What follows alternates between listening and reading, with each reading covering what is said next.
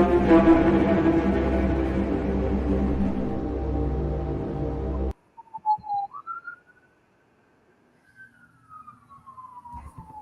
right, everybody. It is an emergency. State of emergency. State of emergency. So we showed up. They got fire alarms going off in the background. Calling all cars. Calling all cars to 3 alarm, 5 alarm, some alarm fire. Don't call me until y'all need the hostage negotiation. I think we're there, bro. I think we're there. If you don't know, Ben Johnson is a bear. What? Do you mean the Raiders did not get the person that we thought we were going to get? And we probably got used as leverage? No. That would never happen. We are what we call a practice girl. We got practice on, And he uses this as leverage, man. Hey, y'all, I don't lie. First of all, I haven't seen you had this much. I don't know if I want to say glee, because it's not really glee, but it's like that I told y'all so kind of like, I want to tell y'all I told y'all so without telling you so. And then Western is like, he like predicting everything as it goes along. Like I don't know, y'all, and I'm just here for the ride. So yeah, this is funny. This is quite entertaining. What do you think I said for one shining moment? Right? We have that moment, guys. There's always that last podcast where just for a little bit, we were the team that does things right. You know what I'm saying? We got a date with the hottest girl to the prom, and she said yes. And then the last minute, somebody else asked, and she was like, "Well, he got that one car, so yeah, we're going with him." And now here we are. I remember when we fired our GM. Do you remember that? You guys remember that? We fired our GM. I think we fired our GM. Yeah, fired him just for this guy here. We tried to appease Ben Johnson and give him supposedly what he was asking for, a clean slate. His picking a GM because he wanted to have a coherence, and we gave that all to him, and look what happened. And just like how you said, the hot girl at the prom, we got to ride with her in the car to in the limo that we rented. You know what I mean? And then as soon as we got out of the car, and then went straight to the parking lot while he was pimping off the Dodge Viper or whatever. Yeah. We're like, you're not gonna go on the door ride in the house, man. She's like, well, actually, Billy has a Viper, so. You're no, the high school quarterback was like pump faking on her because he was really trying to go with somebody else, and then come to find out, the high school quarterback came back and was like, "Yeah, I just did that to make you mad." So now they going to the prom together. We still at home dressed in a tuxedo trying to figure out if we still gonna go or not. But we gonna go. We just don't know we gonna go by ourselves. We gonna go with an old flame. Are we going? What we gonna do? What we gonna do? What we doing? What we doing?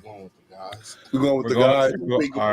Our contact book right now. We're be like, who could we take to the prom with us right now? And we're, you know what I mean? And we're trying to find out which one wants to go with us, man. Who's the nice girl? Who's the nice girl that didn't get asked? Well, a lot of people are surprised. A lot of people are, thinking,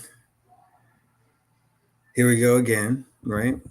And then there's me, who just waiting for this day so that we can go ahead and do the real thing, which is, let's talk about the Raiders, right? Because the Raiders, we don't pick some number one, everybody wanted them, offensive coordinator that got wooed by our brilliance. Come on. That's not our story. Yep. It's not. So the question is, what is our story? Hmm? Like, what will be said about this little period in a few years? Well, we dumped our GM without a head coach already signed. The whole bird in the hand or two in the bush really does apply here, doesn't it? So, you know, shout out to Tom Telesco for doing everything right and getting fired by another organization and probably never being able to get a GM job again in his life because Steve Johnson looked pretty. Yeah, I I think he might get a phone call, to at least get a interview. I feel bad because I picture Tom Telesco in his house, sitting on a sofa with his wife, with his wife beater, boxers, five clock shadow going on, beer cans stacked up, not really Bro. watching over, and he's just waiting, you know what I mean, for the phone to ring. But hey, Oh, man, it's just unfortunate what happened, man, because he I felt like he was a very good GM. He got us, some great talent. Of course, we didn't get the Jaden Daniels, and like we all had hoped for, right? But still, he had a good draft, and it just sucks that we let him go because we thought that we were going to get Ben Johnson, and I just have to say so Ben Johnson. All fingers, all that per Adam Schefter says that it's a done deal. And for those who do not know, his defensive coordinator now is Dennis Allen. So if that was going to be his defensive coordinator, once I saw that, I'm like, okay, there was no way that Dennis Allen would come back over here. You know what I mean? And we wouldn't. There's just so much that's going in, to it. But there's two ways that I see how this happened. He either used this as leverage, right? Or mhm. he knew from day one, that the Bears, was his job. Um, they say that supposedly and reportedly, in the last 24 hours, like he was really favored to go to us, and then something just happened where he completely just flipped and wanted to go with the Bears. So you know what? I just have to say this, and I'm gonna just say this now. F Ben Johnson, man. F him. He I eats hope corn the long way. he eats corn the long way. He eats Subway the long way. He plays the tuba backwards. All that stuff. And yeah, man. But let's be honest here. You know what I mean? Like he has a quarterback there in Caleb who he really thinks, that he could uh work with over there. And aside from that, I really think, that was the, case that was the deciding factor, was we didn't have a quarterback. But honestly, we could have told him like, hey, like we'll be aggressive in the draft. We'll trade up if that's something that you would like to do. And but hey, you know what? It's done. In the words of wasted talent, Ben Johnson is now unceremoniously blocked. I'm not gonna bring him up, past his live here. He's done, he's old history, and that's Mhm. all I have to say, on that. Oh, no, I would bring him up. We ain't letting this one go because this storyline will continue for the next year, 2 years, 3 years. Who's the GM going to be again? How will he draft compared to Tom Telesco? Hmm? Right. So all fingers are pointing to John Spytek, right? But who knows if he could hit players like Tom did, right? There's like how, why could he, so much questions that we could ask, right? And fun fact, we play the Bears at home this upcoming new year, so that's going to be a very, very interesting game. Interesting. Very interesting game. Well, Las Vegas, you better yet? Because we need some of that. I need that bitter ass energy when we play the Yeah, Bears. and then I just gotta I just gotta say here too. So I was not completely sold on it, and I'm not even sold, on the whole thing with Pete Carroll or whatever coach that we're in talks with, right? And until that contract is signed and the ink is on the paper. So that's why you do not count your chickens before they hatch. And you don't come out saying like you know for sure what's happening because you don't. And I know there's a lot of Raider fans, a lot of Raider content guys out there who are making these blasphemous stuff that it's done, and that's why I don't want to come out and say things, I guarantee this guy will be signed or this player, because things change every day, and I don't want to be that person who says, okay, we're going to sign this guy for this much or this coach for this much, and then what happens? It doesn't happen, and it makes you look foolish. And a lot of Raider fans in general too, they get their heart broke because they're caught up with Ben Johnson, and no matter how much Vic Tafer, Vincent Bonsignore, I hope I said his name right, and the other outlets out there, I'll post and I'll share their things, right? But you got to take it with a grain of salt because they don't truly know, and nobody knows except for Tom Brady and Mark Davis. So, well, this is what scared me. What I knew was that something was up. It was really fishy.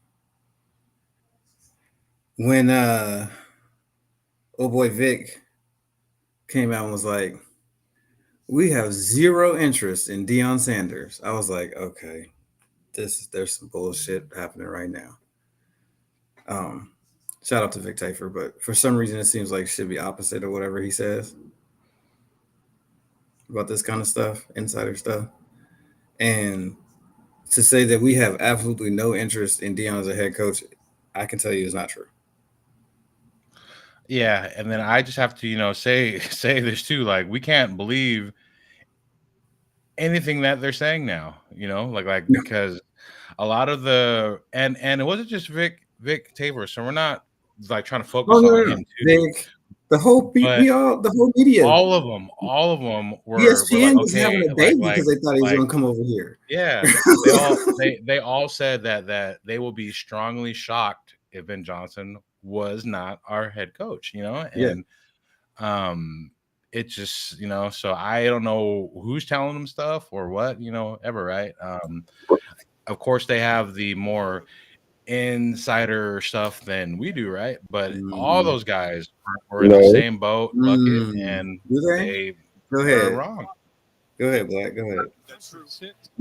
They don't have more insider stuff because remember what I told y'all? I wasn't talking to y'all, but I was saying it to y'all that remember Pac-Man Jones said, I said, I don't care if it's true. I'm not trusting Pac-Man Jones or his insider. Remember I said, I don't care if it is true. Remember I said that? It's a reason why I said that. Because like before I said that, I was like, I'm postponing judgment. I'm postponing judgment because for one, I know how the Raiders move. For two, what makes logical sense is what we do the opposite of. So I was like, I don't know. Everybody's on this Ben Johnson hype. I actually got to really like scrutinize this game in the playoffs, and I wasn't impressed. They might have did us a favor with that. I mean, like we might have did each other a favor. Like this was a bad relationship waiting to happen. Like we put Remember, I kept telling everybody, "Is this my daddy? Is this my daddy?" You stop trying to make everybody your daddy. Like, man, come on. Like, every coach ain't gonna fit here. We need to figure out what's gonna fit here and create a culture of that. And Ben Johnson had no resume of doing that. So really, he wasn't even the best. He wasn't even the best fit for us, in my opinion. You know what I'm saying? So I don't. You guys, I don't know if I think I've been really consistent with my questions here. Where's the experience? Why would we hire a coach with no head coach experience after we just hired a coach with no head coach experience and they failed because they had no head coach experience? It's not like AP doesn't know how to play football or wasn't liked or didn't fit with the organization. He didn't have the experience necessary to do the job. So why would we go and hire somebody who doesn't have the experience and hope again? That's what we were going to be doing. And then when you start rookie mistakes, we was going to have to like paper over those and be like, oh, no, it's not a big deal, when we thought it was a big deal with AP, right? I would have called his ass out for the same things. So man, what I'm mad at is I keep hearing people jump off the boat now. Like, everybody was having a Ben party, sausage party, and I'm like, what the fuck? Like, it kept saying it like he was signed and everything, and I'm like, man. And I ain't talking about nobody on this panel because we really already had one eye on the situation. Like, I don't know, man. I don't know. It just something wasn't right. But now I'm sure all these content creators, they were sitting up there making these thumbnails to make it seem like it's a absolute, and then they put the little question mark behind it. Like, they knew what they were doing. They really thought that he was going to come here. I couldn't understand how we went from the least desirable team to the favorite in a matter of, like you said, one comment. We have zero interest in Coach Prime. Like, man, that just didn't seem right. Like, something just ain't right. Where there's smoke, there's fire, but that don't mean it's 420 smoke. Right. That's right. Might just be some sticks. Raider Ryan makes a good point. At least we did the right thing and cast a wide net. We're not high and dry. Ben did us a favor by taking the job quickly. Okay. At least we seem to be doing things the right way. I will say this. Ben Johnson did not do an in-person interview. I repeat, Ben Johnson did not do an in-person interview. That tells me it was Chicago the whole time. And then also too, so I just want to just chime on that too. So based from what I heard and saw, when Ben Johnson supposedly agreed to terms with them over there, right? Like, he didn't even have an in-person interview with the Bears. So that's kind of fishy too. You know what I mean? Like, he had all his interviews with the teams who wanted to like hire him, right? But it was not in person. And then once the Lions were done, right, he said, all right, I'm gonna fly out to go see the Bears, us in Jacksonville. But he really like never had an in-person interview with the Bears. So he kind of had his head set, you know, on like, this is what I want to do. And yeah, he signed. So I heard that a jet, some jet, they landed in Chicago earlier, right? And then it was done. You know, they just like hashed out terms and stuff. So but yeah, you know, I always had my, you know, pros and cons on Ben Johnson, right? You know, if we were to have him as a coach, you know, yeah, I would be excited to get him, right? But as I said before this podcast went on the air, you know, I said, you know, Ben Johnson is like a box of chocolates, right? You do not know what you're gonna get with him. Like, yeah, he has, you know, trick plays, you know, and this crazy offense, right? But I'll say this one last time because I feel like I'm a broken freaking record on this. Check out the Lions O-line and the players that they have over there. That's one thing that we do not have. That's something that's going to take him time, you know, to like, you know, build. And what if, you know, we give him all this, you know, cash and stuff, right? We give him the terms, we clean house, GM, but then unfortunately, things don't pan out. You know, he's not who we thought that he was, right? So Hot said, you know, Pete Pete Carroll, and I'm gonna just bring him up here, right? So if he's gonna be our next in line, right, the 1B, you know what you're gonna get with Pete Carroll. You know what you're gonna get because he's been there, done that, right? With Ben Johnson, we only seen him as an offensive coordinator, so we don't really know what he's gonna be like to run the whole ship. Mhm. So F Ben Johnson, man, Yeah. F him. Hmm. Yeah. So Shredder, thanks for being here, Shredder Hector. He says, "Is Pete Carroll gonna be the next head coach, or will it be Doom Scroll Ron Oh, I said Rivera?" this earlier. I was like, wouldn't it be the most Raider thing to like do if Ron Rivera was our head, coach? Now look, I ain't hating Hmm. on him, right? I'm not hating on him, but he's not, the guy who I want to be our head, coach. And there's a lot of people who say, well, No. look what he did with the Panthers, right? He had Cam Newton in his prime, and I don't want to hear that. You know what I mean? I Yeah. I Listen, would take him he as got a fired as a from that defensive job. coordinator, but not as a coach, head coach. Sure. Sure. And then if he was the coordinator, I feel about it as much about like it'd be like having Rob Ryan or somebody like, okay, well, somebody.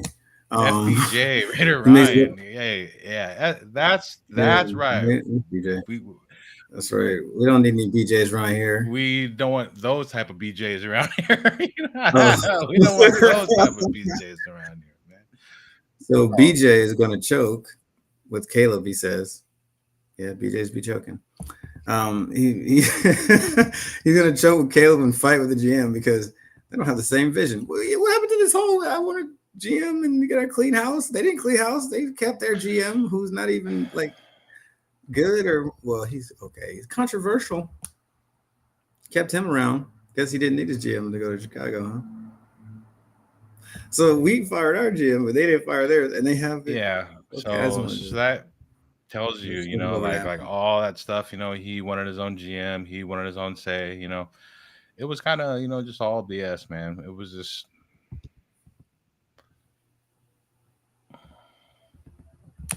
Raider Ryan Smart, he doesn't believe shit till it happens. yeah. Oh, did Ohio State win that game? I didn't even get a chance to catch up on that. Yeah, they were last I checked before we were on the air Hmm.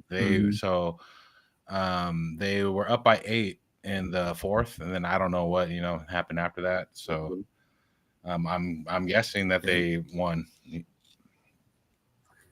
All right, nice. Yeah, Chad, give us a score if you have it. Um, but yeah, what's up, all eyes on G? See, he's smart, man. This is the thing, okay? Like,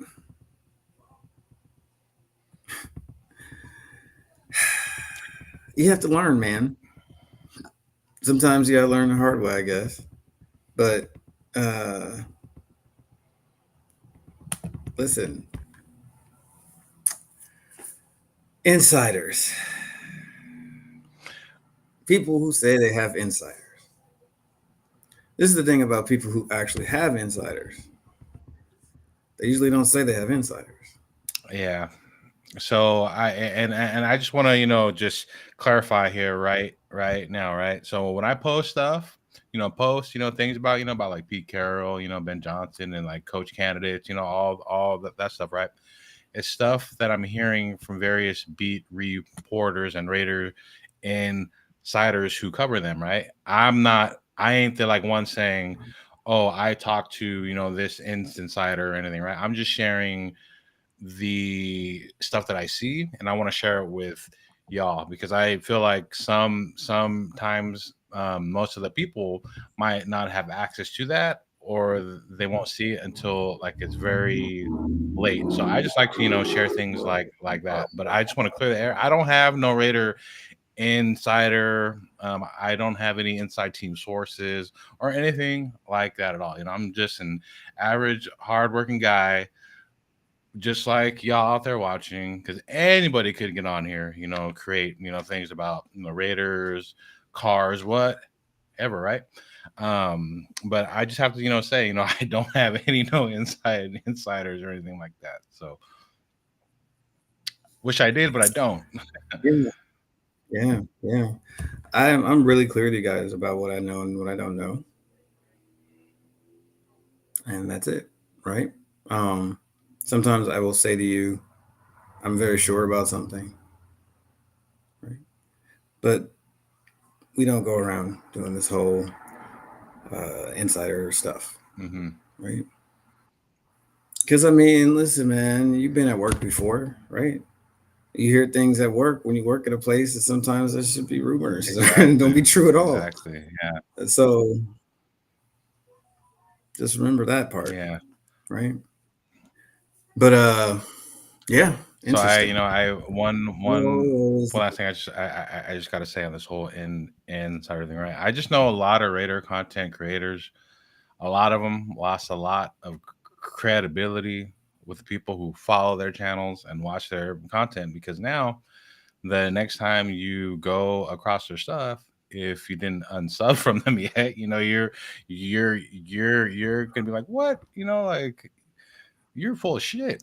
Part of my language, but I just gotta call it, how I see it. You know what I mean? I don't hate on no greater content creator or anything like that. It's just I'm very careful with what I put out on my channel and the things that I say because I don't want to be that guy who yeah, does stuff for clicks, and likes and oh come on over here and check out my channel because I'm gonna say this guy's gonna sign, right? I will always give you guys my honest takes and honest, things like that. I will never ever create some BS, to like say like, oh, I'm gonna create some stupid lie so that way you guys can come on down over. I will never be that content guy out there. So thank you guys, for tuning into the show here because I know that there's a lot of you guys out there have seen it, who've been on there, and you're watching it, and you're like, oh man, you're wrong. You know what I mean? And I feel like integrity and principle, a lot of people don't have that nowadays. So, and that's one thing that I, will always have honor with. it's important, right? It's important. Like I don't want to give people misinformation. Like that's the opposite of what I want to do here. Right. That's what the point of this show is to make Raider fans more educated. Correct. We want to raise the level of the Raider fan, Right. And right? then we also share Rise. our point of our takes too, which is not the same as Mhm. other content creators out there. We're cut from a different cloth. We're not going to tell you what you want to hear. Nope. We're gonna tell you all the stuff that's real, and most of the time, since you're a Raider fan, you're not gonna want to hear that because we're the Raiders. But when it's good, it'll be good if that ever happens again. So here we are, right where we started from, right?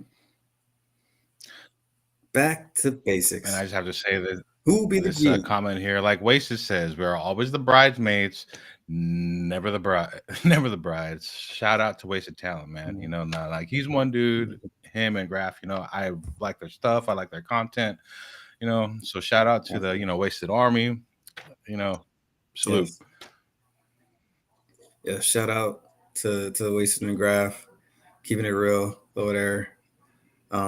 But yeah, man, like, should we have expected anything else? Hell no. I think we all knew the other shoe might drop. Was waiting for Mm, it, right? As soon as the game ended, people started gripping, like, okay, they lost. I mean, they could announce it any time now. I'm like, man, listen, we ain't gonna find out until Monday. It's gonna be on Monday. That's what they're gonna do. And then so Monday about lunchtime, what do we get? Ben's a bear. Well, we're gonna have to grin and bear it and decide who we're gonna pick, right? mm. Who's our who's our guy? Who we want to run with? Um, so that's the question. Now out to the chat and to my panel. Who is the number one candidate that you would say, let's go get this guy and make him the next head coach of the Las Vegas Raiders? Put your nuts on the table. Who is it? Who would you choose? So I'll just say, I just always had this feeling that if Ben Johnson was not going to be the guy, that Pete Carroll should be that 1B person. I felt like he's perfect to go against those high tier coaches that we play against in the AFC West. He's beaten them all four, right? Um, I know a lot of people hate on his age, right? Well, he's old. What's his Mhm. 5-year plan? Not die. I have heard them all. I've heard them all, right? And I just have to say, he is very young at heart. I'm gonna say Mhm. this, one last time too. The coaches in the AFC West, they're all over 60 years old, and they're not no young spring chickens. And just in case you guys don't know, the chat here, Andy Reid is 66, and Pete Carroll is in better shape, than him. And I understand Reid is a great coach, but health wise, Pete Carroll is a lot more healthier than him. And I feel like if Pete Carroll comes in, he could change the narrative to our team to ride the ship right. And I understand. Okay, well, he's old and he won't be there. Past 3 years, 4 years, right? But I have a strong sensation and a good gut feeling, and I'm pretty good with my gut feeling. I ain't perfect, but I try to be. That he will have a successor in place by the time he goes, and by the time he does go, our team would be a night and day difference compared to now and the last day of his coaching with us if he were the head coach. But I'm very high on Pete Carroll. I even went on Twitter, guys, and I don't ever use it. Ever, ever, ever, ever. And I put in at Pete Carroll, at Tom Brady, at Raiders. Please hire Pete Carroll. You know what I mean? I made that little tweet to that. I mean, Mhm. of course, Yeah, you're like, yeah, you know what I listen, mean? And of course, if right? there's I'm any just like a doubt, tiny little ant compared to their you whole did it. stuff, right? Western. No, But man. I'm sticking with the story that Western saved the day. So what happened was Tom had some doubts after that game, right? He was like, wide receiver fucking pass at that time in the game? Y'all just turn the ball over that many times? I don't know. And then he got this little tweet, and it was like from a real Raider fan, and it said, please hire Pete Carroll. And he was like, damn. it just popped up on his phone. He didn't look real quick. He was like, "Oh shit." No, but yeah, I'm so I'm gonna just end that in this here. Like I am all in, chips all pushed like this He towards Pete said, Carroll. Like I'm all in. Here's boom. let it ride. Huh. Huh. I don't know if you ever saw Futurama, but Yeah. uh, there's a scene where he's in the little casino letting it ride, and I could just see you push all them chips in, Yeah. I'm I'm I'm right? I'm I'm all in on him, man. All in, all in. You know, I guess we on the same team. Pete Carroll, please. I'll take some Pete. Man, And I didn't say, y'all daddy tell y'all never to go all the way in? It's the reason why you don't go all the way in. You got to pull out, man. that's You what got she to said. pull out. Oh man. Now this show is about to get unceremoniously blocked for that. No, I'm just I mean, I I'm did just it kidding. in a nice way. I mean, I could No, have did I it know, the I know. I'm Marshawn just Beast kidding. Mode way, right? It happens. It happens, man. Shout out to the chat. Okay, looks like people got caught out there doing things. No Diddy, y'all. Be careful. You know what I'm saying? Strap up, put your raincoats on. It can get wet real quick. So We don't have to agree. just be careful. Yeah, it's true. We're not all in kindergarten. That's damn Hey, that's Skippy. funny, right? We don't agree. Hmm. Hmm. Hmm. It's funny, isn't it? So yeah, right. So how he said, we get a comment. This is interesting. He says, "How y'all non-tankers feel about one of those late-season meaningless games now? If the Raiders had a top pick, Ben Johnson may have come to Las See, Vegas." who? It's not, No, there was no. somebody who Look, said check this that when out. we did that we was going to ruin our chance at the top coach. Who was that I don't said think Ben that? he's saying Johnson it was never to Ben us. Johnson was never coming to the Raiders, man. So I'm sorry, just because he took us out to Chuck E. Cheese or Dave and Buster's, he wasn't gonna be our daddy. That wasn't our daddy. Sorry. He just did that. He just dated this to make the other one look enticing. Because if he went over there and was like, the Raiders gonna give me 90 million or 60 million for 6 years, I need something equivalent to that. So all he did was just up the bag for him.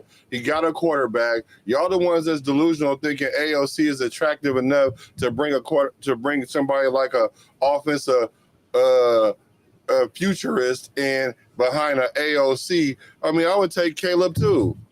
You know what I'm saying? And we got number 6 in the draft. We don't know we can get Shador. And even if we get Shador, then that kind of put the Dion thing into play. So, man, we wasn't getting him. I'm sorry to tell y'all that. He just like hitting.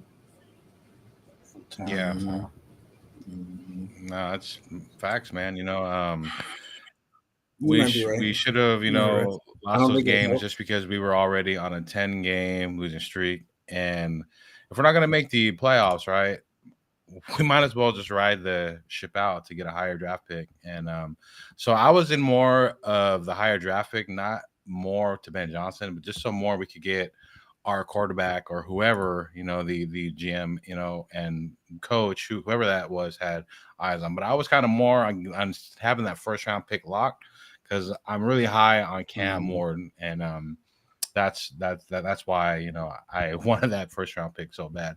So if we do trade up now, we are gonna have to trade up. You know what I mean? So it's just that sucks. Mm-hmm. Yep. Yeah, man. Yeah, big shout out to Wasted and Graph. Mm-hmm. But this is a good suggestion by Raider Ryan, right? If there was a way to get Pete Carroll and then have Liam Cohen as his succession plan, not predecessor, but I get what you're saying. That would Then be beautiful. I think that'd be, I mean, Beautiful. that's cooking with grease right there, as far as I'm The concerned. Grease, Crisco, And everything. That's super fire right there, man. but there is a camp out there, and I need to give room to it and give voice to it that says this is not our job to give. That this job belongs to one man because it was stolen out from under him, and he's available. And I got a idea that he might take it, and his name is Joe Gruden. Oh wait, I'm sorry, Joe Gruden, oh, it's his John. brother, Joe. But Hey, if Joe wants to come too, I guess that's the deal. We got to take Joe. Joe Maybe Gruden, Joe I will baby. do the mean, we draft. ever Maybe get a, Joe drafts and leave John in the yeah, world. can we get Joe to draft, Yeah. man? Like, John, you coach. Joe, you do the draft. How about that? I mean, we don't know who's doing our draft. But Anyway. wait Not like we though. had But some. wait, actually, you know what? I kind of have to backtrack a little bit on the John Gruden draft thing because what I kind of notice is the people that he drafts, they end up being good like later on in their career. They don't jump off the map when they first start. I kept hearing names like we was joking about Farrell. Farrell was making plays in the playoffs. I just happened to see him playing. I mean, I'm just saying. So he must have made his game good enough He just wasn't to be there. So top I'm 10 just pick saying. good. That's all. No, I ain't saying he deserved where he got picked at. What I'm saying is they wasn't total misses. That's all I'm saying. Right. Yeah.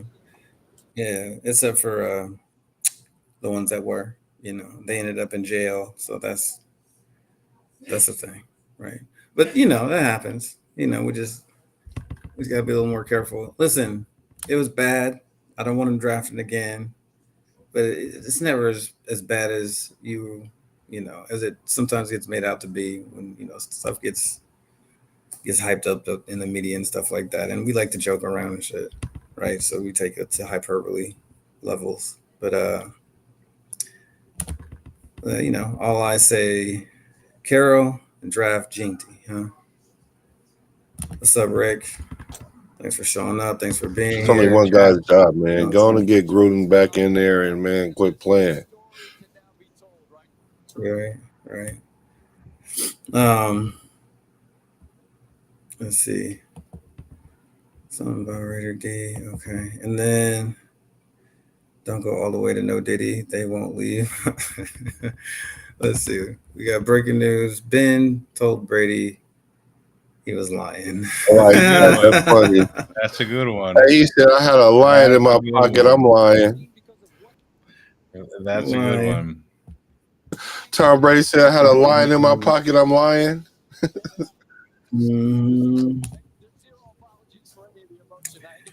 That's a reason. Nobody even knows if Ben Johnson likes his quarterbacks in the draft.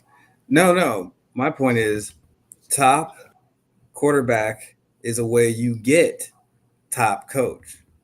Harbaugh was looking for the quarterback he liked. It wasn't anybody in the draft. It happened to be, right, Herbert, and he was wrong because Herbert's not very good. Well, yeah, because everybody say he is, so it was almost like the natural choice. Like, oh, he's better than any of the quarterbacks in the draft, and we already see his what he brings to the table. Maybe I could tweak him, and I'm the difference. That's what he thought right there, which makes sense. But it's a ticket in the door. You don't even get to go to the We Shopping in that section, right? Saying you don't got a Price Club card, you're not going Price Club, man. And so you got to have a quarterback just to walk in the door. They're like, nah, you're not a member of here, so you can't shop here, right? We're not shopping for top coaches without the quarterback situation, right? And so here we are. And what do people keep saying? Well, they don't even have their quarterback figured out. So I just have to chime in on that too. So the reason why I'm so high, I'm like getting like a Cam Ward or a Sanders, or just a good quarterback in general, a highly drafted guy, right? Because I brought this up in the past. Just look what Jaden Daniels is doing. He gives his team life. He gives his team faith and hope. He like him being there gave the whole team like, oh shit, like we could actually we have something to play for now because we have hope. You know what I mean? And part of my cursing, but that's what you get when you draft a high tier guy, like a Jaden Daniels or a Sanders potentially, right? But it's just that getting that high drafted guy, you get him in there, especially a quarterback, it gives the whole team hope, it just gives them faith. That's right. Yeah, salute to right away. This is funny. Yeah, Marvin Lewis would be one step below the Ron Rivera type hiring, right? Marvin Lewis would be the Art Shell type hiring, guys. So let's not go there, please. Gillis Cohen is not going to make a lateral move. This is true, but you can give him an assistant head coach title. And so that would not be lateral in that way. And successor to Pete is not lateral. If you know that in 3 years, you're probably going to take over as the head coach, right? Unless you burn the house down. That's something, right? So, yeah. I love how the chat salutes each other. That's awesome. Nation. So, Pete Carroll and Robert Saleh with Ed Dodds and Mike LaFleur of the Rams. That's a good, so Ed Dodds combo. is not leaving. Ed Dodds is not leaving the Colts. It was announced he will be staying with them for next season, so that's not an option right now. Okay. But Pete Carroll and Robert Saleh is a combination that could be an option. And then grabbing Mike LaFleur in order to steal some of that LaFleur talent. What's funny is that we just ran that offense under Getsy. So if you guys didn't like it, you probably won't like it under somebody else, right? Or maybe it's just the Getsy's an idiot. He said, Raquel said, all my cars got leather and wood. Leather and wood grain, third coasting. Yeah, for sure. He's pulling up. He's pulling up in the trunk. Yeah, leather in wood, the man. Trunk, leather and wood. Arnett, yeah, those were some picks there. Come on, all right, man. So I'm sure in different. I'm not saying everybody he picked. I'm just saying, like, I hate when people do that, man. Someone uses When you make a statement, then they gotta go find one thing as if that's on. I'm just saying, let's use it in context of in general. Like all his picks didn't miss. Like I'm sure if he would have been able to coach those players for extended amounts of time, he would have been able to get the best out of those players. Is essentially what I'm saying. And then some of these players went to other places and ran into other good coaches and had a chance to highlight their talent. That's all I'm saying. But Arnett, okay. But we No, but was so so so Meek Roberts. We liked the Meek Roberts, but we didn't know he was guarding 1-on-1 on Jefferson. We didn't know that because if we would have known that, we would have never got rid of him, right? So yeah, that one. So it wasn't all John Gruden too. Like who else was there helping him draft?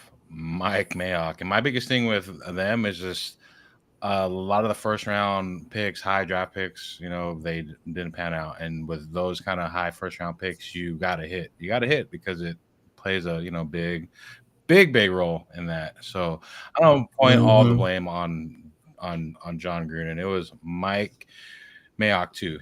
So it is.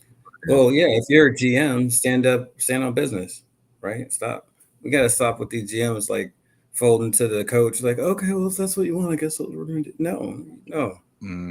So, like, I'm the personnel expert here, and I'm standing on business. You want to make those calls, then you can do it over my motherfucking resume when I fucking quit, right? Because we're not doing it, right?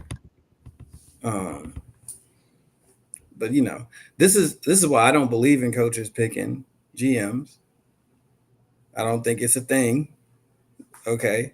I don't know if anybody's been in construction, but that's like operations picking the safety man. It's just not going to work out. Good analogy. Okay. Good analogy. There's a reason why operations don't pick safety because they got different ideas about what's important. They got different motivations, right? You're going to have an independent safety person. We need to have a GM who's thinking about the team's long-term plans, regardless of who is in position at coach or who is the current players.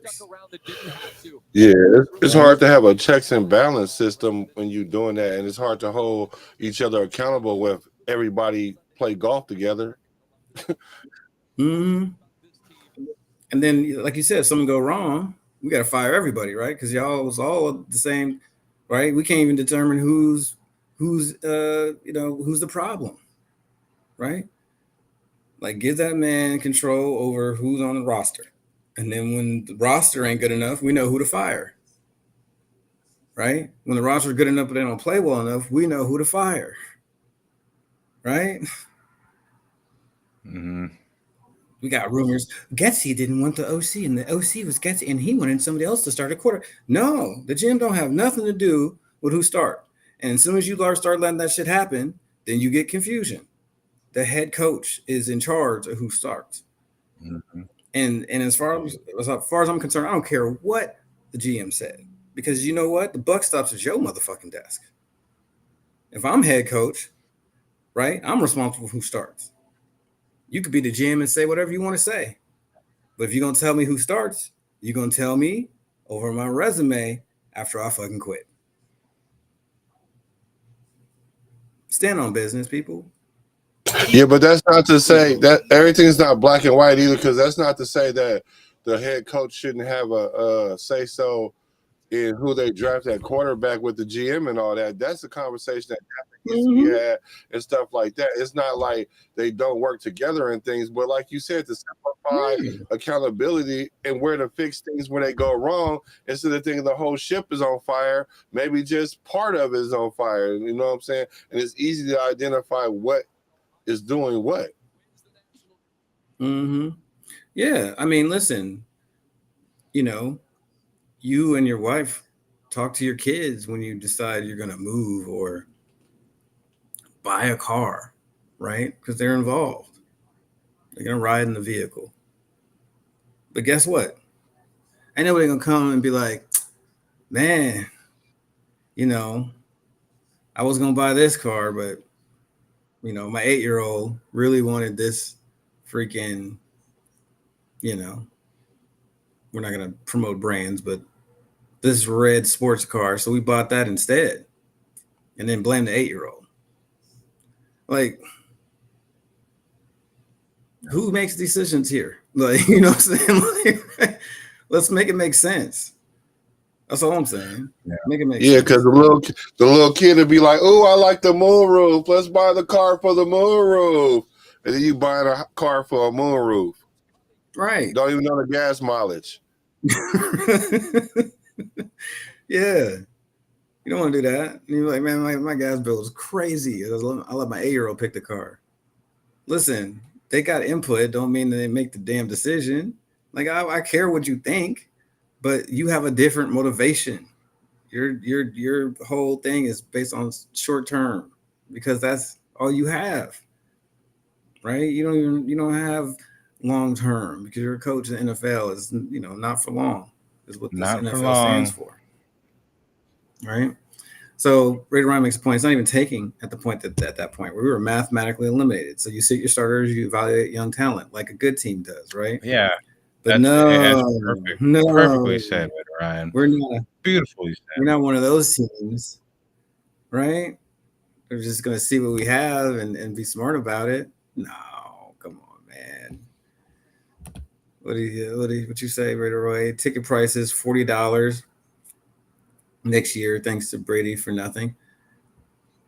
Listen, it ain't over. Yeah, I don't want to. Oh, the tickets ain't never gonna be $40. You ain't gotta worry about that. They're gonna either be hella expensive or they're gonna be free with the Blue Man Group or with Cirque du Soleil or with the Usher review or whatever. It might be in that package, but they ain't gonna be $40. Not at Airbnb Stadium. If they were $40, man, I would. See, I would inquire about those tickets right now. If that was me, I'd buy it. $40 will get you a hot dog and a soda. Yeah, but it ain't gonna get you a ticket. So, how much is parking? I'm scared to ask that. How much is parking? Like $30. Parking? 20, 30? Easily. Yeah, I think it's $35 or something to park. How much? I think it's like 35. Oh, I don't have to pay for parking. So shout out. I know you don't, but I was just wondering how much it was. It never crossed my mind because that used to piss me off at the Coliseum too. But you got to go there. You want to go there and tailgate, so it's kind of worth it. Yeah, I don't know what the tailgate is like there. Is it tailgate? Do they tailgate in the parking lot? So they got a couple different tailgate locations. Yeah, at some parking lots, but it's not like right on the stadium. They got one more across the street though.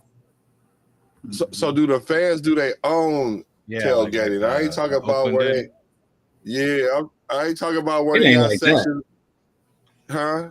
No, it's not like that. See, Nothing was like Oakland, bro. Nothing in the league was like that, bro. That was one of the best things, dude, because you could just walk down and the Raider Nation, the fans, man, is like one big family. And I will never forget all the times I've been there in Oakland. You just walk in the parking lot. They'd be like, "Hey, you hungry? Here's a hot dog. Here's a hamburger. Hey, you want a beer? Here's a beer." Like it was so cool, man. It was man. Awesome. Trying all different kind of foods. You bring something that you made and like hook somebody else up, and yeah, man, people saving spots for each other. Like it was special. Hey, you know what I'm saying? So y'all telling me that was only an Oakland thing for real? Because I gotta assume other stadiums did it. Maybe not everybody, but the Bears. You see it outside of Chicago Stadium, right? A lot. I'm sure there's others, but no, we like you said, you could just walk up. You could be wearing a Matuzak jersey. Somebody be like, "Oh, that's dope. Hey, you want some fucking brats? Hey, I got some beers." A whole fucking. I mean, like you act like they knew you. Everybody family all of a sudden, right?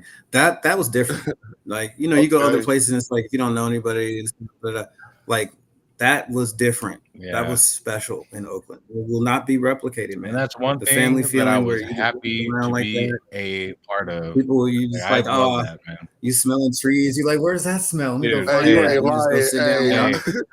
Hey, hey, the last game I was on Mount Davis, bro, and this is back when I was burning, dude, and I would have blunts and I'd be on Mount Davis on the top, dude, and just kind of like Burning the map. smoking cigarettes, dude. I'm like, dude, nobody was saying nothing, dude, and Nah, don't for do that what? now because you might get kicked out in Vegas. But I'm just For saying, real? don't. Oh hell no, hey, bro. Don't. For real? Nope. Ain't no smoking inside that damn. Yeah, Said if you smoke you know anything, what? you gonna I can get see kicked the hell that. out. I can see that. I can see that. Hey, but the funny thing is, like at the Oakland Coliseum, like when you walking over the ramp from the BART, or if you just walking from the stadium into the parking lot, you just see a haze over the whole parking lot. Just whether it's barbecue, smoke, it's just like like you said, you gotta. I guess you gotta be there. You gotta have experienced it. I didn't realize it was that special because I've done that so many times, like so many times. Yeah, you don't get to do that everywhere. You don't get to do that That's everywhere. That crazy. tailgate experience was 100 tops in the league, bro. It was just different. Huge, always huge. It's a village that shows up. Like, you know what I'm saying? You get lost in there. You know what I'm saying? Tents and backup pickups and everybody. And the food was slamming. People was bringing like fire. yeah, Right? you would So, get yeah. tore It up, ain't dude, like in the that. parking lot, and then you would just go in, man, and dude, it was great. It was great, man. Shout out to Pizzle, man. Shout out to the chat. Shout out to the chat. Shout out to the chat. Let's get caught up. VBZ says Brian Flores I is ain't a a big good fan of fit. him. I agree. I might be the outcast here on this panel pertaining to Brian Flores. I ain't that high on him as others may be, but that's just me. You know what I mean? I just No, we can hire him and then we can fire him after about 3 or 4 years. He just restores a mindset and a culture here. You know what I'm saying? It's not when I look at him as a coach, I'm not looking at results when it comes to him. I know he's going to bring a certain type of attitude like AP was trying to do, but it would be a real thing if he did it. It'll be a real thing, and then we'll see the results for real. You know what I'm saying? Right. Yeah, no more 4 and whatever, 3 and something, right? There, it's going to bring a level of like competitiveness, and we're right there. He's a builder, right? And so this is kind of my point with the Pete Carroll thing, right? Coaches, a lot of times, will fall into 3 categories. you As suck, far as I'm you're good, or concerned. you're great. You No, got I'm just kidding. I'm just kidding. I'm just kidding. Go ahead, brother. I'm sorry. out of the ones that are good enough to keep their jobs. I think there's kind of 3 different categories, right? You have basically we'll call them, the greats, right? They can take a team from dust, build it into a contender, and then take that contender over the top and win the championship, right? You have then the builders, right? Those people can take a team from dust and build it to a contender, but they typically can't get over the hump and win the big games. And then you have the finishers. If you give them a crappy team, they're going to be crappy. But if you give them a team that's decent, they can take that decent team over the hump and win a championship. A lot of times, you finding a great is hard to do, right? And then greats get old. Greats to be too inexperienced sometimes, right? When you pick them, but for a little window, they can do the whole thing, right? I think it's not easy to find because you say like a Belichick is maybe a great, right? Obviously, like you take a team that's pretty crappy, make them into a mediocre team, take that mediocre team, make it into a 6-time world champion, right? Yeah. If we pick Pete, right, and he has a succession plan, then we can plan for that, right? Find yourself a finisher, right? And then it's easier to find the coach. It's hard to find greats. We know Pete can at least get us to being a decent team that is, a contender and in the mix. Absolutely. And if we can't get over the hump, then find a finisher. Yeah, but my only thing about Pete Carroll is he coaches to the level of his talent. You know what I'm saying? Like, I don't think that he like, because if he had the ability to, if he was a finisher, as you call it, I think he could have squeezed another Super Bowl out. You know what I'm saying? And he almost did. But I'm just saying, even in lieu of that, he should have still been able to squeeze another Super Bowl out. But I think he coached to the level of his talent, and I don't think we got the talent to compliment him. So that puts him in a win-win because we won't blame him, but at the same time, we are looking for somebody. If he has a successor in place, then somebody that we know that we like, then that's that longevity that we're talking about. Tomorrow, but brother. How often does that even happen in the NFL now? Mm-hmm. No, I hear you. Hold on, I just got to get that time out here. Pillaging just for fun. I am a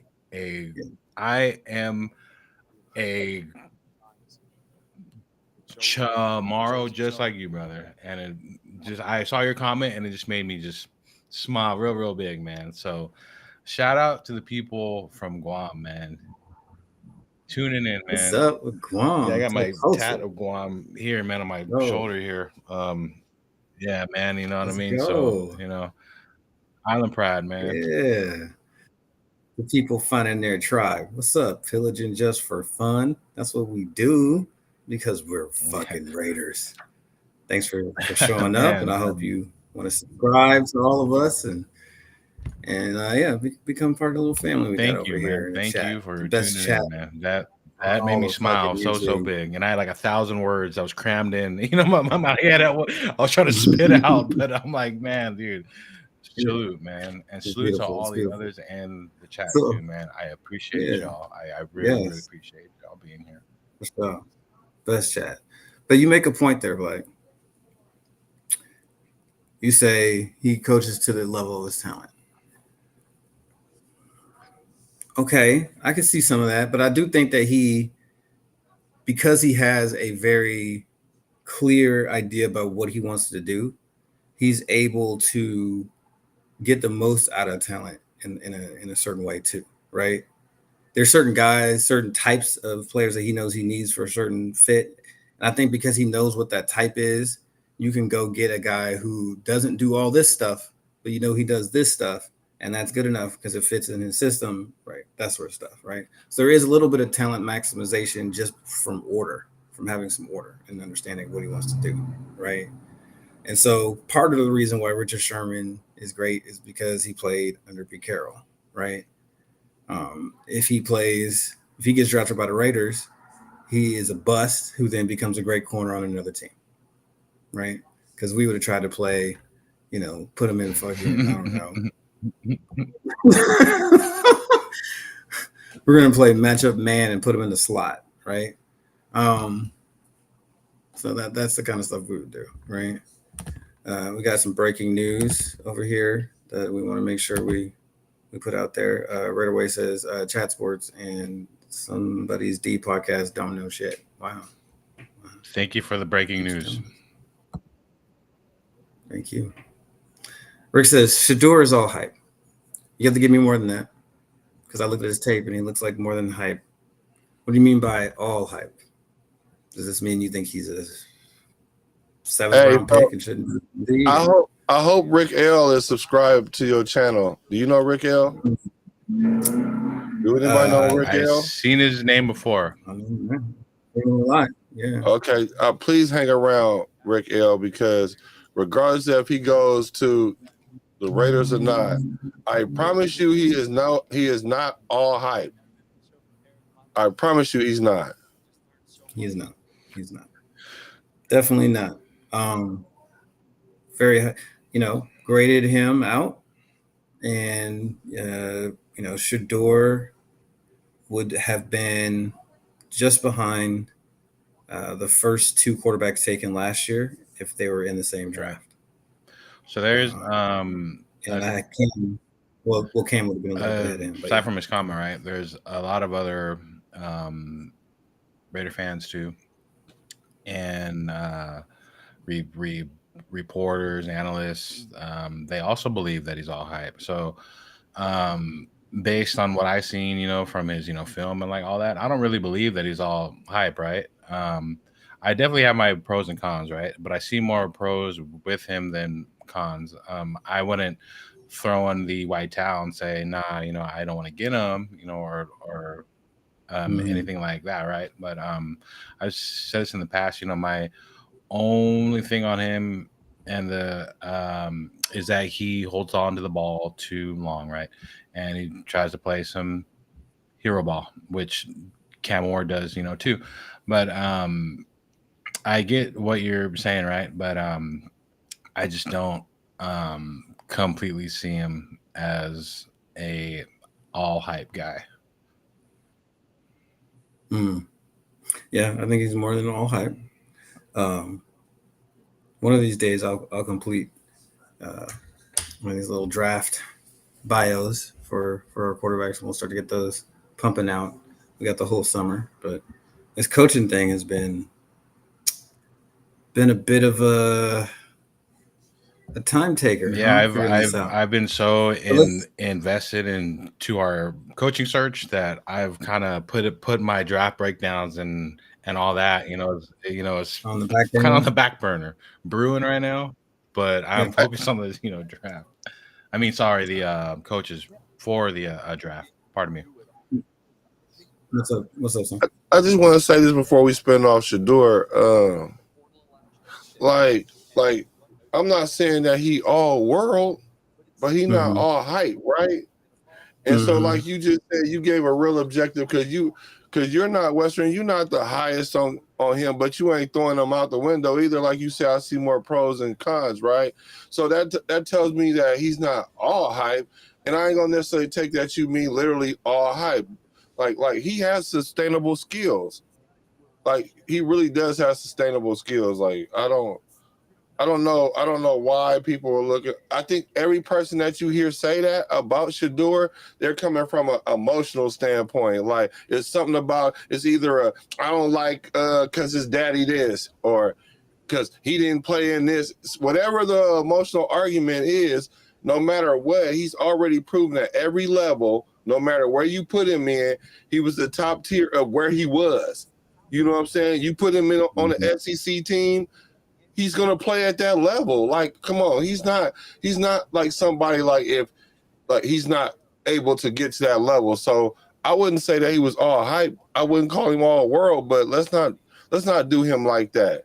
Unless we just trying to make other people believe that and we drafted him at 6, then yeah, he all hype. And then I just gotta say one final thing here. If we do get Sanders, right, as I said earlier, he would inject hope into our team from day one. He'd be like, "Oh shit, we got Sanders." Like oh shit. And all right, yeah, so let's man, talk about it. It's we got 2 more. Let's talk about it, man. Let's just say it, okay? So, what was in the back of my mind this whole time? Sometimes where there's smoke, there's fire. But sometimes when there's smoke, it's a fucking smoke screen. I like where you're going with this. I like where you're going. Where was everybody looking before this all started? Was there a certain combination of quarterbacks and coaches that were rumored to be pretty much locked in here? I like how you threw that angle, and they're like, "That's perfect what you just did right now." I like it. I like it. Tell him. I'm just saying. How does the nation feel if we wake up and Deion Sanders is the head coach and Eli Manning-esque draft things happen and he ends up putting on the Raider jersey, and we get Shiloh too, just because. Shout out to Shiloh, always the third one mentioned. But how y'all feel about that? What if there was the Deion, the Sanders, right? Go ahead, Black. Huh? Go ahead, I brother. mean, what?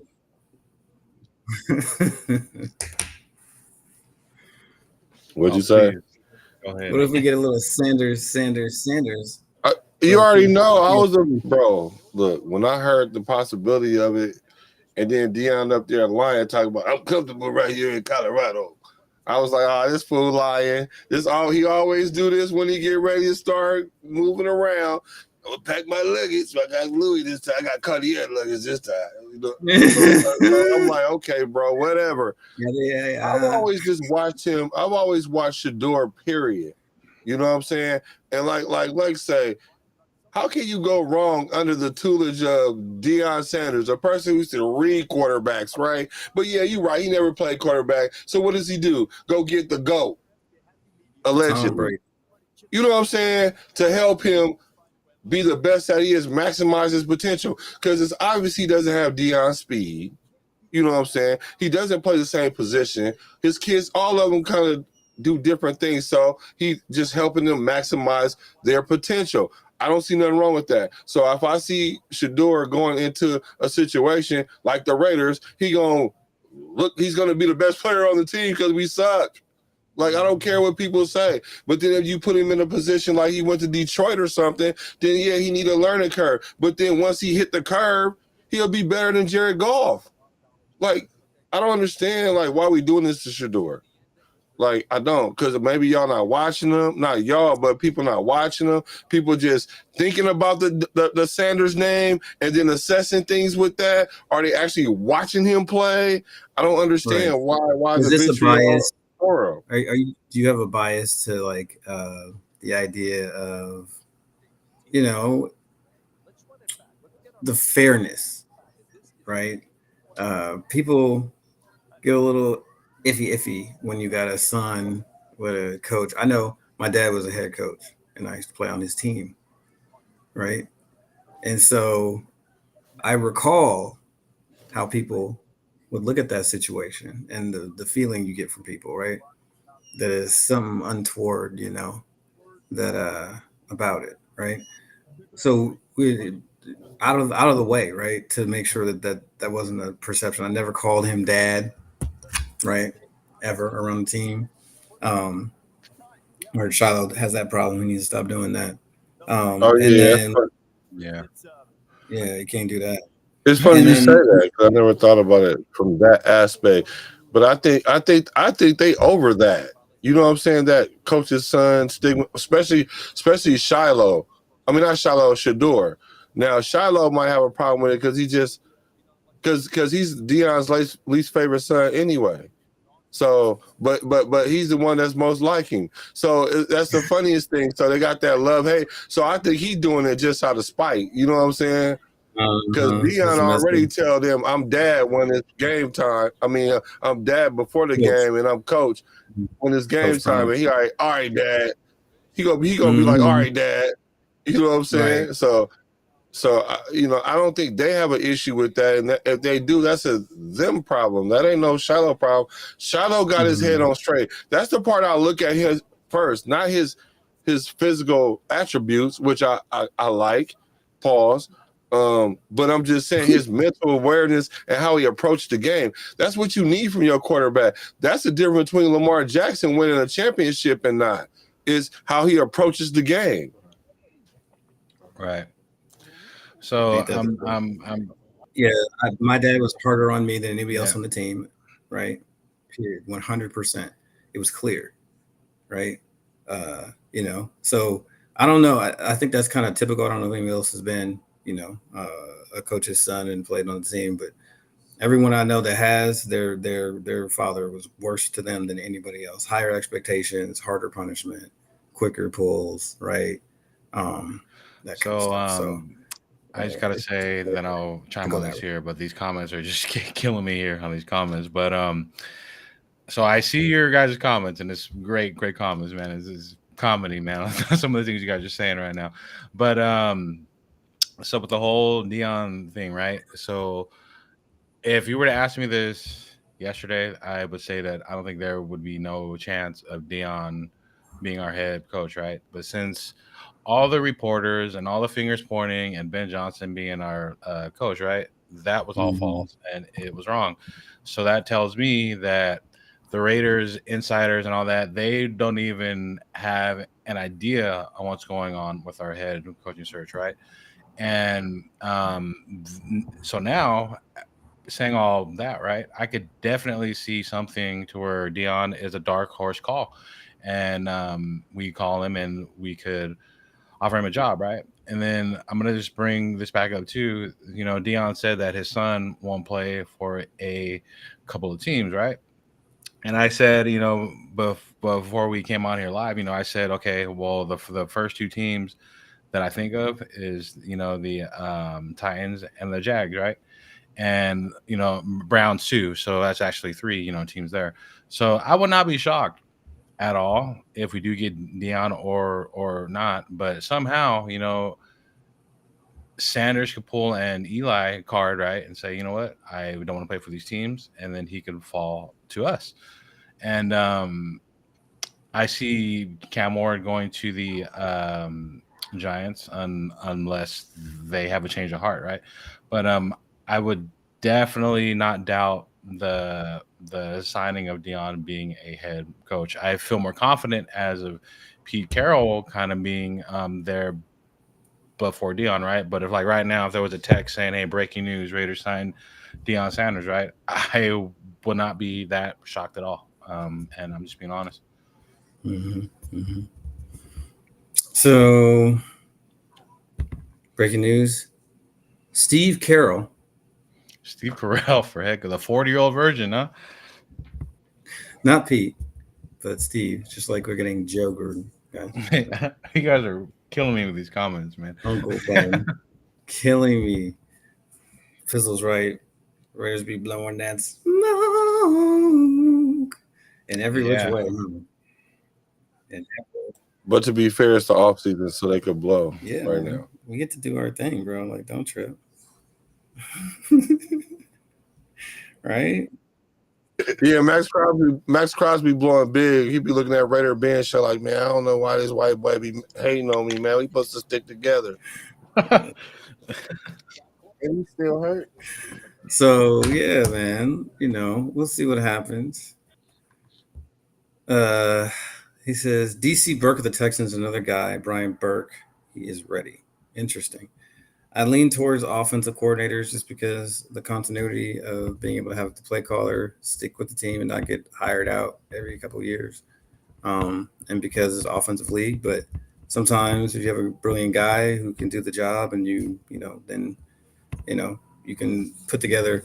I think at that point you probably want to get somebody who is an older offensive coordinator with experience and then has a system that has a lot of people that know it and underneath it. So even if he goes, you know, he can be replaced by somebody younger, or he just doesn't really have the motivation to just leave because he's already been there, done that, and just kind of wants to be a good coordinator, right? So that happens, you know.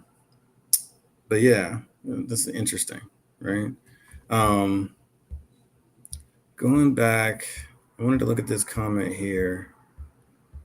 He said something about the about Shador, right? I thought it was a really good observation. Here we go, Rick. So Rick said, "My daughter graduated from CU. I watch all his games. He floats the ball way too much, and that won't work in the NFL." I have a perfect thing for that, but I'll wait. I hear you in the fact that there is a lot of touch throws that he's making. Um, I will argue that touch is a huge difference maker in the NFL, and that a lot of the quarterbacks that we see fail don't have touch, right? And I think his arm is strong enough to make all the throws, right, that need to be made. Is he going to throw a 60-yard, you know, piss missile across the field to the other hash between the corner and the safety to be covered two or whatever? No. When the ball has to travel 60 yards in the air, 40 yards up the field, 20 yards across it. No, probably not.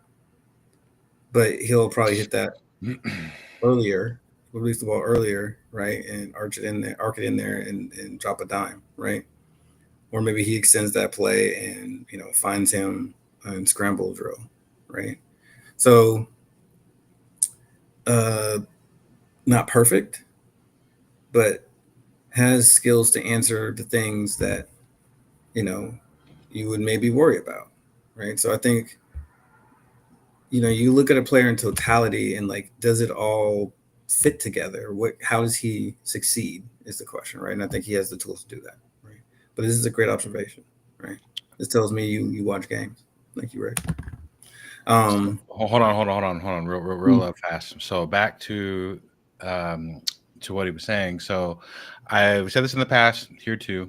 So I'm gonna just bring this up one last time because I could relate somewhat to what he's saying. So Mm-hmm. my boss's son goes there. I believe this is his second year there or his third year there, and his son and my boss, they tell me about Sanders because his son has seen him on campus, play, games, all that stuff too, right? And the only bad things that I was told was like, yeah, he's great, you know what I mean? But the bad thing is that he could come off immature at sometimes, and he's kind of arrogant. And aside from that, from his son going there, and like how you just said, your kid was there too, right? Um, he plays a good game, right? And that's why I was saying that there's pros and cons, but I can also chime into what you're saying because my boss's son does go there, and he's seen him play on campus, all that jazz, right? But we all watch, the like tape on him, the film on him, right?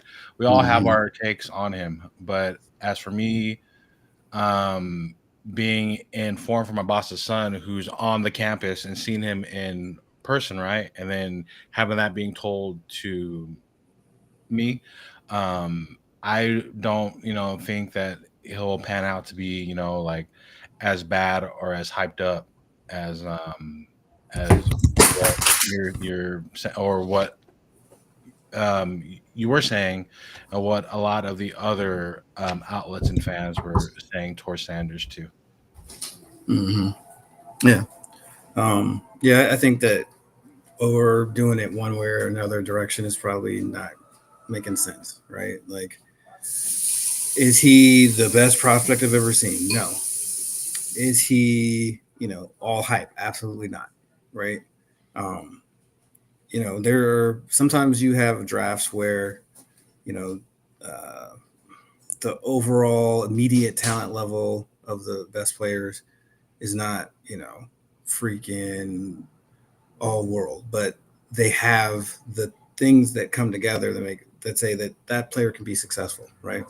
Like Jared Goff was, not a popular pick, right?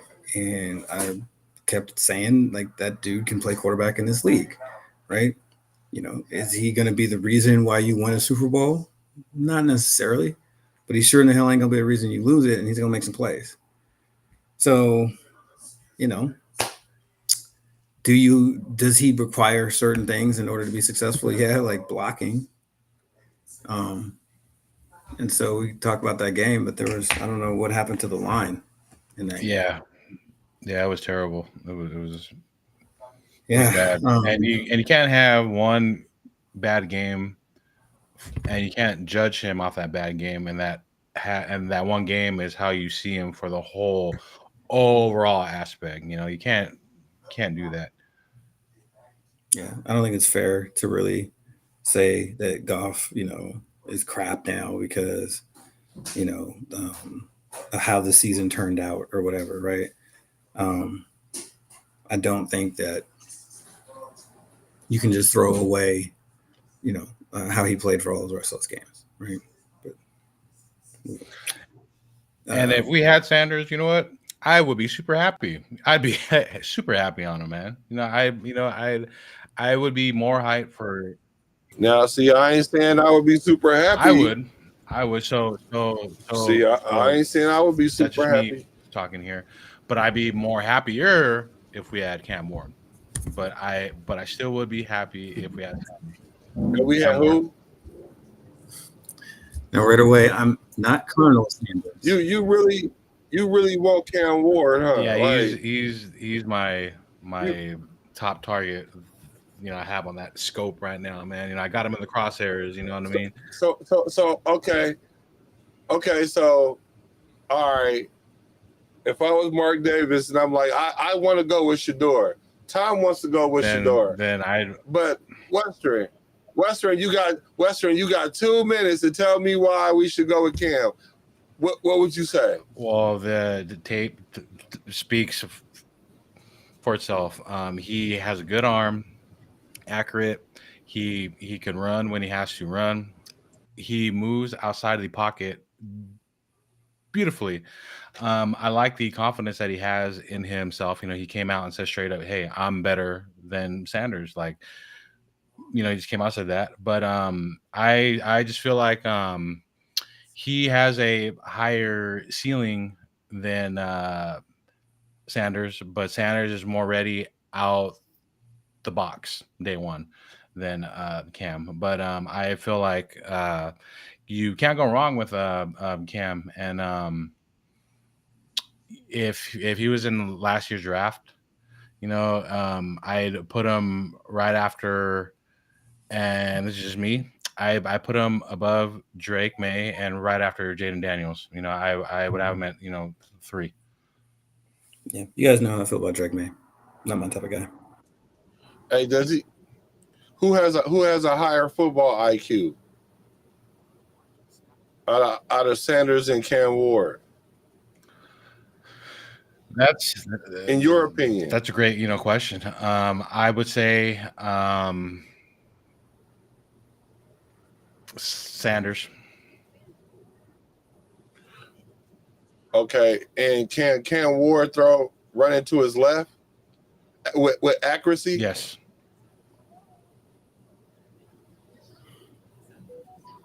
Okay. I will say that Uh, I was listening to you and I was like, is he talking about Shador Sanders or is he talking about Cam Ward? So What? yeah, I know, right? they sound, he was describing Shador. but no, I do have. But I do remember him saying that about Shador, that he was better than him. They was working out.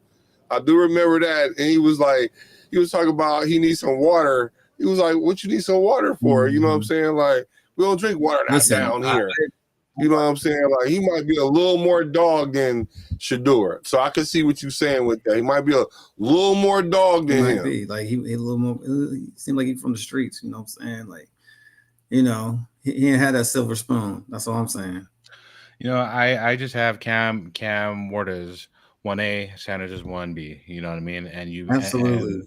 And I That's feel like that's why they graded out too. So it's fair. And if Ward ain't there, and if we had Sanders, I would be extremely happy because I would have more faith that he would inject our team with life and hope. Yeah. If it's me, this would. Hey, did Cam Ward grow up with his daddy? I don't know. I think he probably didn't have a papa. More like that's see that. Oh, yeah. I can't say anything on that because I don't. If Deion ain't the coach, we might need Cam Ward.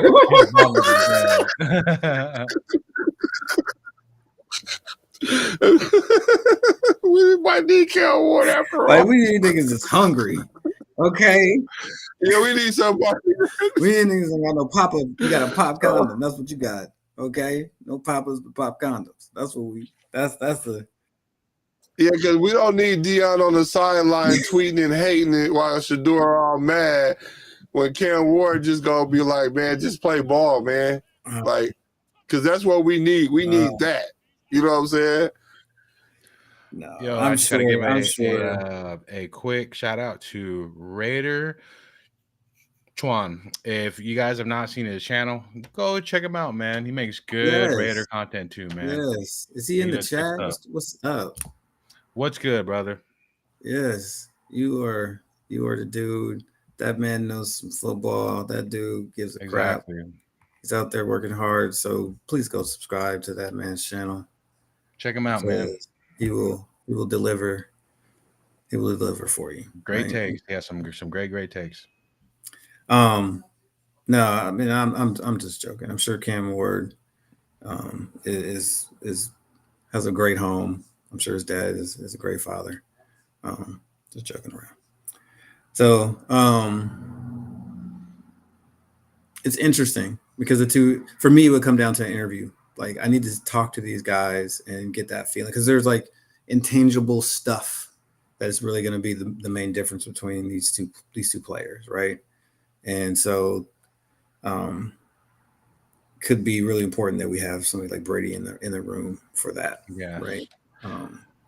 I So just see us, having a higher chance of getting Sanders too, unless we trade, and try to go higher than the Giants pick. Because I feel like Cam Ward is a lock there at, Giants, right? But I got a feeling since Deion came out, I was like, look, I don't want my son to play for these teams. I feel like, we got a better, chance of getting Sanders. And I would just be, happy because I feel like it would be a long time since we had a guy that we drafted who would just inject faith into our team like Jaden Daniels. And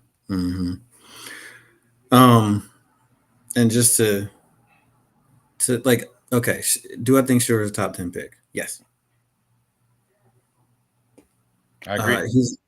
Yes, he's a quarterback and good at that. So yeah, that's where they go. So I know that there's a lot of people out there who are like, man, he ain't even worth, first round pick. He's he's a third round. He's a fourth round. I don't even see him going past the first round, honestly. Yeah, he's not. He definitely will get drafted high, especially for a team who needs a quarterback. And you know why? Because they're going to throw that dart at the dartboard, and they're going to take a chance. Yeah, they're going to bet on a guy who has pedigree, good athletic ability, who has accuracy, who's already shown that he can read complex defenses, right, and get to his backside reads and things like that on tape, and who has made countless like amazing plays against tough competition. So yeah, he's gonna get drafted, guys, in the first round and probably top 10. If he don't, I'm about to say if he don't go top 10, somebody gonna get a steal. You think Jaden Daniels was a steal? At 2. Like Shador, the only thing that's hurting Shador in real life, the only thing that's hurting Shador, and that's why I believe that there is a God, because had he gave him 4-4 speed, you know what I'm saying?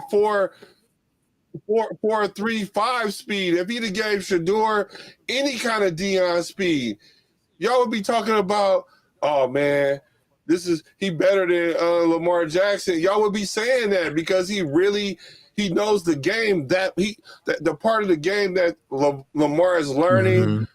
He already got that. You know what I'm saying? The reason why y'all say what y'all saying, because y'all see his physical is maxing out, which I could agree, but the body's a strange thing, because if you can keep pushing it beyond what you think you can go. So growing. We don't know. He might get with the right trainer, the right team, the right situation, and there'll be a steal after 10 as him as a quarterback. You think Jaden Daniels was a steal for sure? Shador be a steal. He'd be a Mahomes level steal. So I gotta say, and I got to be completely honest here, my boy who watches, before I heard of Sanders, right? My boy was like, yo, man, this dude George Sanders could ball. He's Deion Sanders' son. And the first question that I asked him was, is he fast like his dad? That's the first question that I asked. So yes, man, that is some truth. Because if he had some blazing speed like his dad, or like Jackson, or those guys who like to run fast, right? He would be top quarterback, locked in, first round. You know what I mean? All that, because Hot said it perfectly. I mean, I'm sorry, Black said it perfectly. You know what I mean? If he was just faster, then watch out now. Watch out. Right. So Raquel says nepotism is a cancer on team sports. So I see your perspective here. I see where you're coming from and why you may feel a certain way about Shador. Okay. D Um, Menace, salute, brother. Salute, I will brother. say that Shador Sanders is not in the position he's in because of nepotism, right? Um, he's in the position he's in because he was given an opportunity because his father was famous. But finding an opportunity to play uh, football is not that hard. They find you wherever you are now, right? Um, so I don't think it's like there's nepotism that's a problem when it comes to coaching and scouting, big time. I think that's a bigger issue than players. I think from my experience, when you have a coach on a squad and one of their relatives is a player, they have a tougher time than an average player on the team, right? So I think there's like a real anti nepotism thingy that happens there in a way. What you got? What you got, Black? I was a dumb jock. What's nepotism? Is that ain't that when your father or somebody gets you in, or favoritism or something Mm-hmm, like mm-hmm, that? Okay, so if that is the case, right, I can see if we talking about fringe mm-hmm, players that you can see on the field and you'd be like, I don't know if he the best one of them on mm-hmm, a team. mm-hmm, You know what I'm saying? He only on the field because of his mm-hmm. daddy name. You know how many ex-players' sons is on the field and they all ball? All of them that you see. I'm talking about Jeremiah Trotter Jr. I'm talking about everybody. All these kids are dope because they're dope. Now, Jerry Rice Jr., you don't see him out there. You want to know why? That would be nepotism if you did see him because he's not at that level yet. In football, they try to put the best players on the field, man. And if your daddy, that's what you look for in a player. Like, what is your pedigree? Was your mom a long jumper in high Winner, school and your daddy she's was a an NFL swimmer. Yep. player? You know what I'm saying? So you look for that kind of stuff because it's in your DNA. Facts. So yeah, Yeah, Marvin Harrison Jr. There's so many players out Many, there that I'm like, many of damn, them. his daddy was dope. He right. dope. It don't always work like that, but when it does, it does. It ain't because of their name. It's because they're Mm-hmm. dope. Because when other kids was running cones, that kid was doing three a Right. days. Right. Yeah. NFL Right. three a days. Yeah, guys.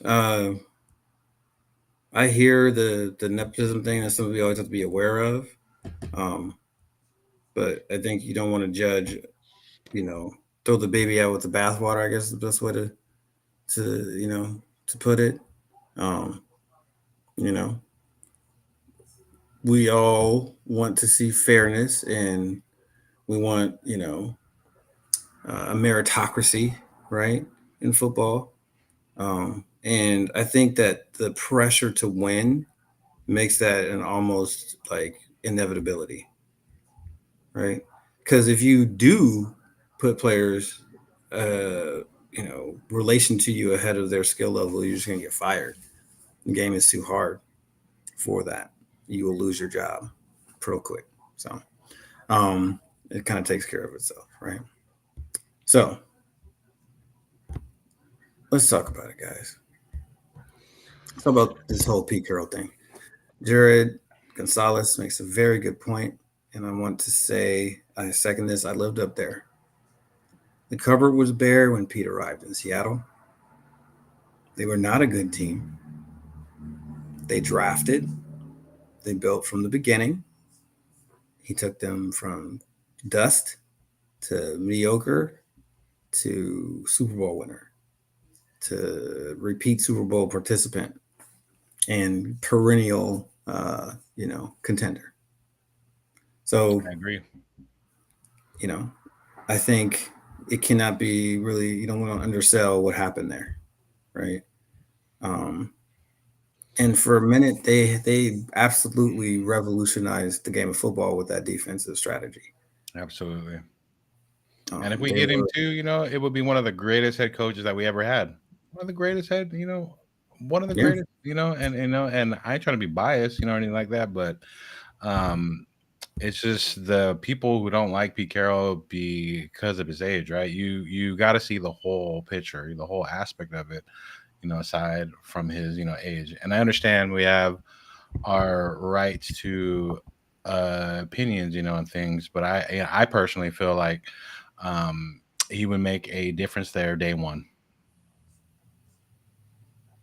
Yeah. 10 or 14 seasons as head coach. So Shit, he better. It's Pete Carroll. He better. I think he would come in there, chew his gum, and whip this team into shape. No, I don't think it'd be immediate.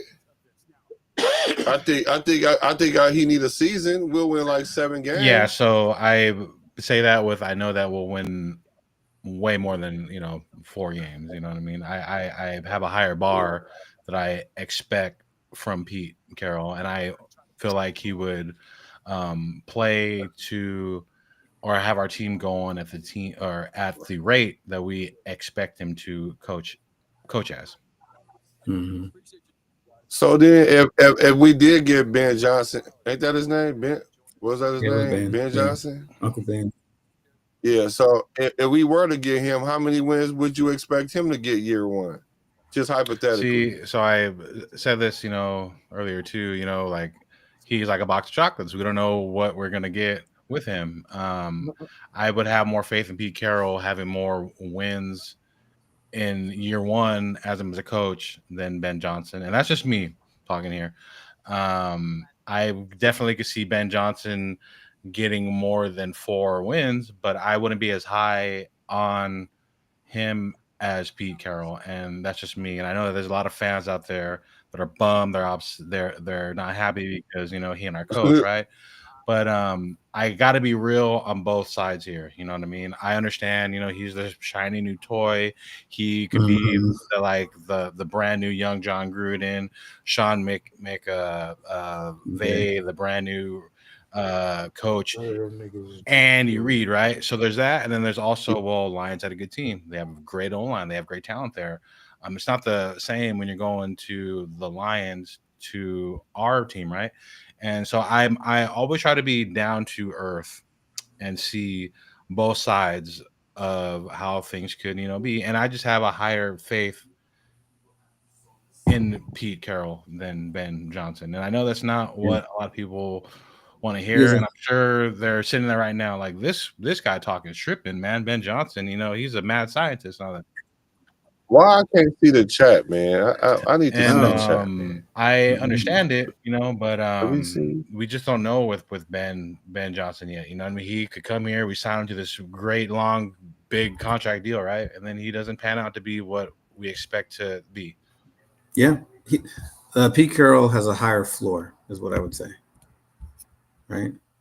I think the ceiling is the same, but Ben Johnson just his ceiling continues on. It's like a bigger arena, I guess, or whatever, right?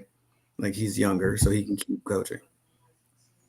It's not like one is, you know, like you win a Super Bowl, that's the ceiling. It doesn't really matter, right? Pete Carroll can win a Super Bowl. Can Ben Johnson? I don't know, possibly, but right. But his floor is also a complete flame out, right? We could be back here next year hiring a new coach. I don't think that's the case with Pete Carroll at all, right? And so there's some of that, right? So how much do we value just the stability of getting somebody like that instead of you know a Ben Johnson, right? Um, And then I just have to, say too, so during the whole thing between Ben Johnson and Pete Carroll too, like I've done so much where I like to see how they talk with their team and how the players interact with them. And based from me, and this is me watching Pete Carroll, how he talks to the his players and all that, mhm. players buy into what he's selling. Like they really buy into it. You know what I mean? Yeah, And players love him. They freaking love him, man. All the former Seahawks, former guys used to play at USC. Like they all have good things to like say, and I just like how what Pete Carroll brings to the table when he's talking to his guys, because he actually, on his words that he's saying, like he sells it Yeah. perfectly, and they buy into it. You know, my only issue with that, because I don't have an issue with Pete Carroll for real, but my only issue, if I have one, is the fact that he's a player's coach, and we see how we act with player coaches, because really that was the demise of Pete Carroll in Seattle, because what happened is it became fractured because it was him, Russell Wilson, and then beast mode and everybody in him. You know what I'm saying? Then everything fell apart, and he rolled with Russell Wilson. So when you're a player's coach, it creates a divide. We was complaining about it in the locker room this year because, like I said, I never seen Max act like that, and we started throwing him under the boat. But now we want to trade him now. Like, that was never a thing. Like, just because we got this one player coach and we saw how we act when you had them gentle parenting. We don't need gentle parenting. We need that military whoop your ass if you don't sit at the table and turn that tablet off that. Right. Maybe somebody who's loud and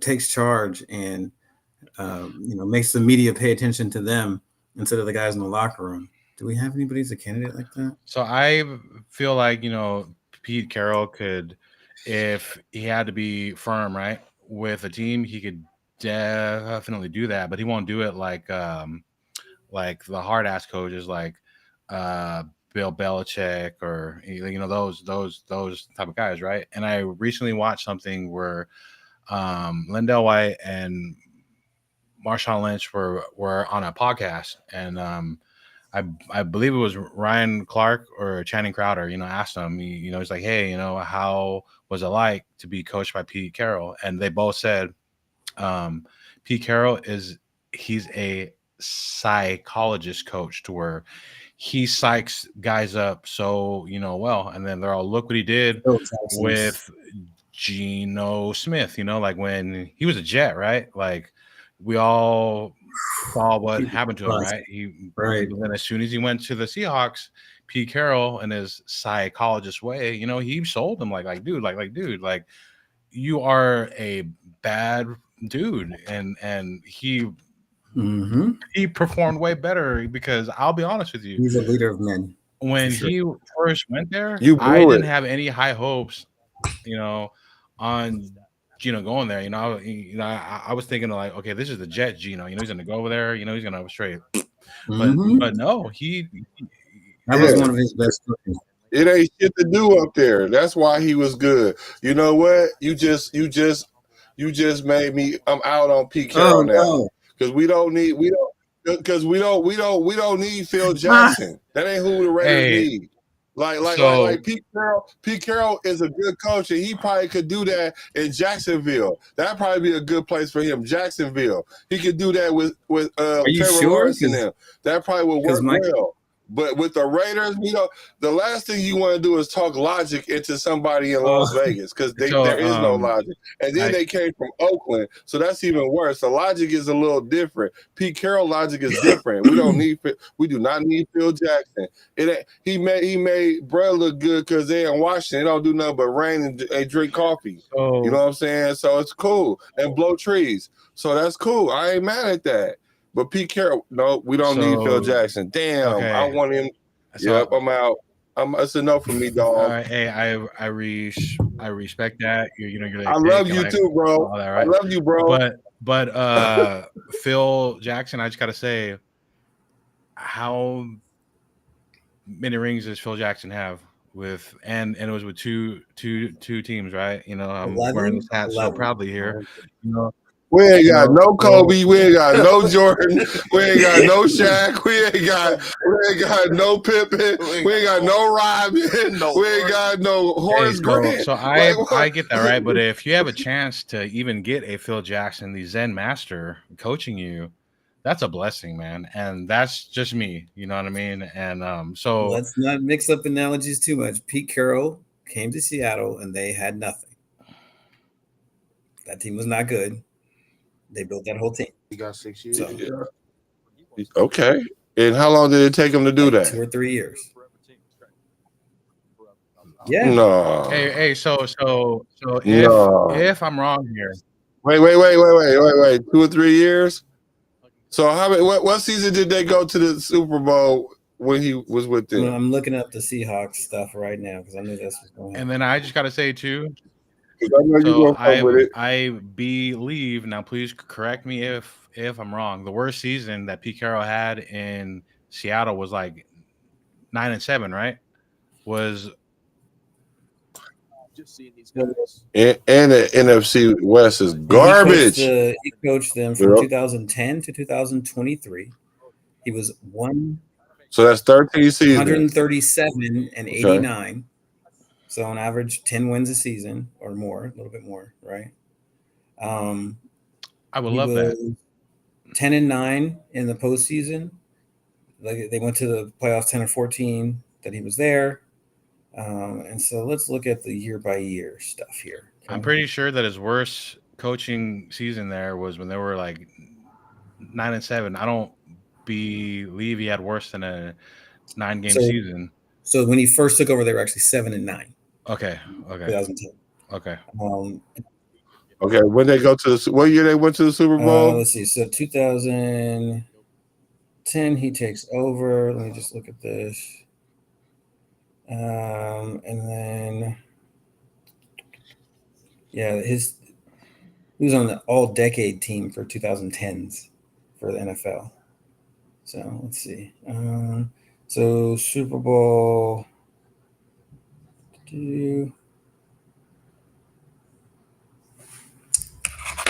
Trying to get years here. Give me a second, guys. Yeah. Chat, we've been here almost 2 hours now. Make sure you hit them likes, like please hit the like button. Please do that. Because then Like, other people see it. Okay. He was also vice president. So they won in 2014. They won in 2014, right? So 4 seasons. That's not bad. Dude, he's a great coach. That's not He bad. is a great coach. Yeah, how old was he in 2014? That's 10 years ago. How old is he now? He's 73 right now. Yeah. He's 151. So. We're going to have Joe Biden.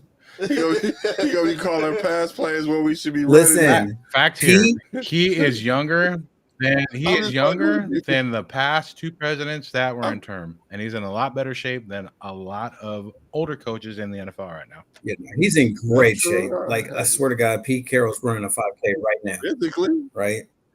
Nigga. He is doing push-ups or something. Nigga, Biden can walk down the stairs if he can find them. Right. Pete is like. He'll physically walk down them if he can get down them. Hey, speaking of that, here's a fun fact. Did y'all notice usually they walk down the stairs in an inauguration, but they didn't because of Biden this year?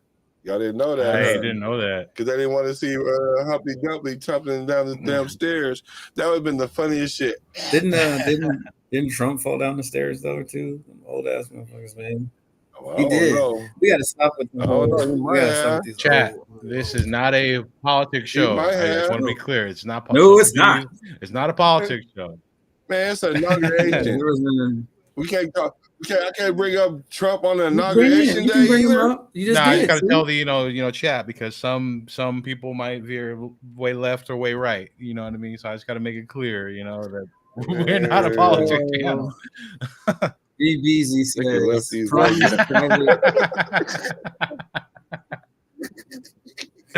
oh man. Prime's private social media done by Junior. He took his screen off. Was worth hundreds of millions of dollars. I'm going to talk through it as if it didn't happen. The Raiders thrive on YouTube. This is Grand Slam for both sides. Mark is about that money over winning anyway, so this whole Prime thing makes sense.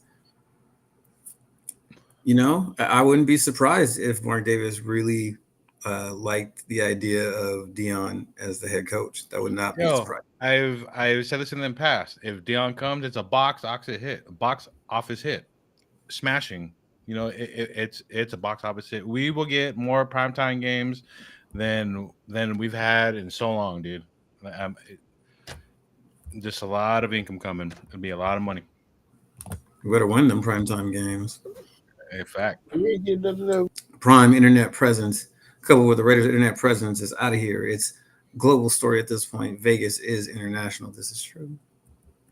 This is true. Look at V on a roll. Got some things he has to say. yeah, let's bang Got out some these points. chats, brother. And then let's see what we got.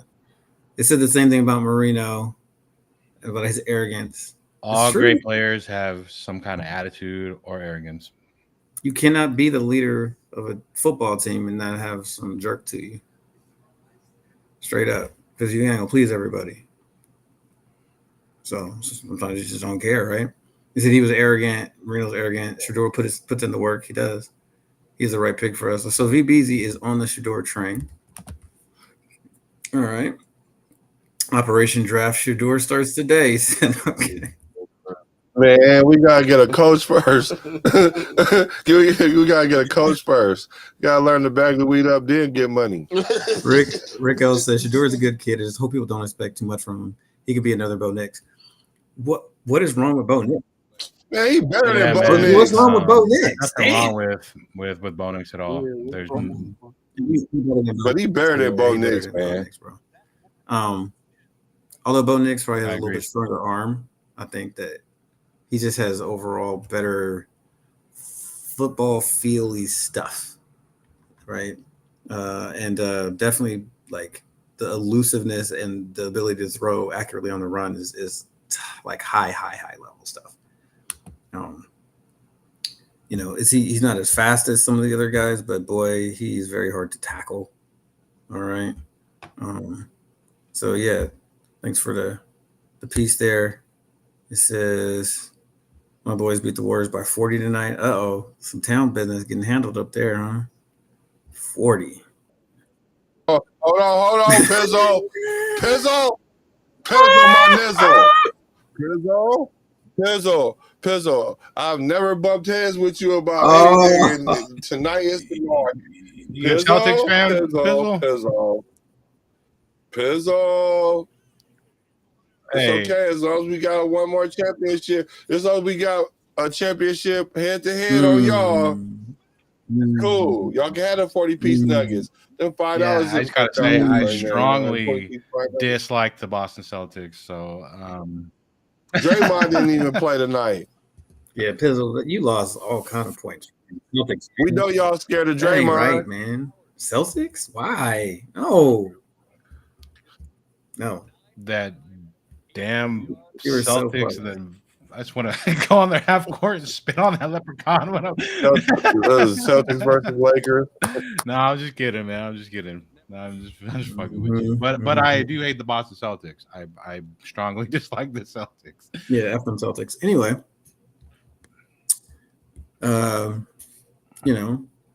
if we're talking about these quarterbacks, right? He's the Fresh Prince of Bel-Air. hey, I like that. We're trying to catch up here. Rick says Cam Ward is good. He just needs to stay away from the buffet in Vegas. He came into college a little heavy and got in shape. Ward has a better arm than Shador. See, Rick, you watch football. I see this.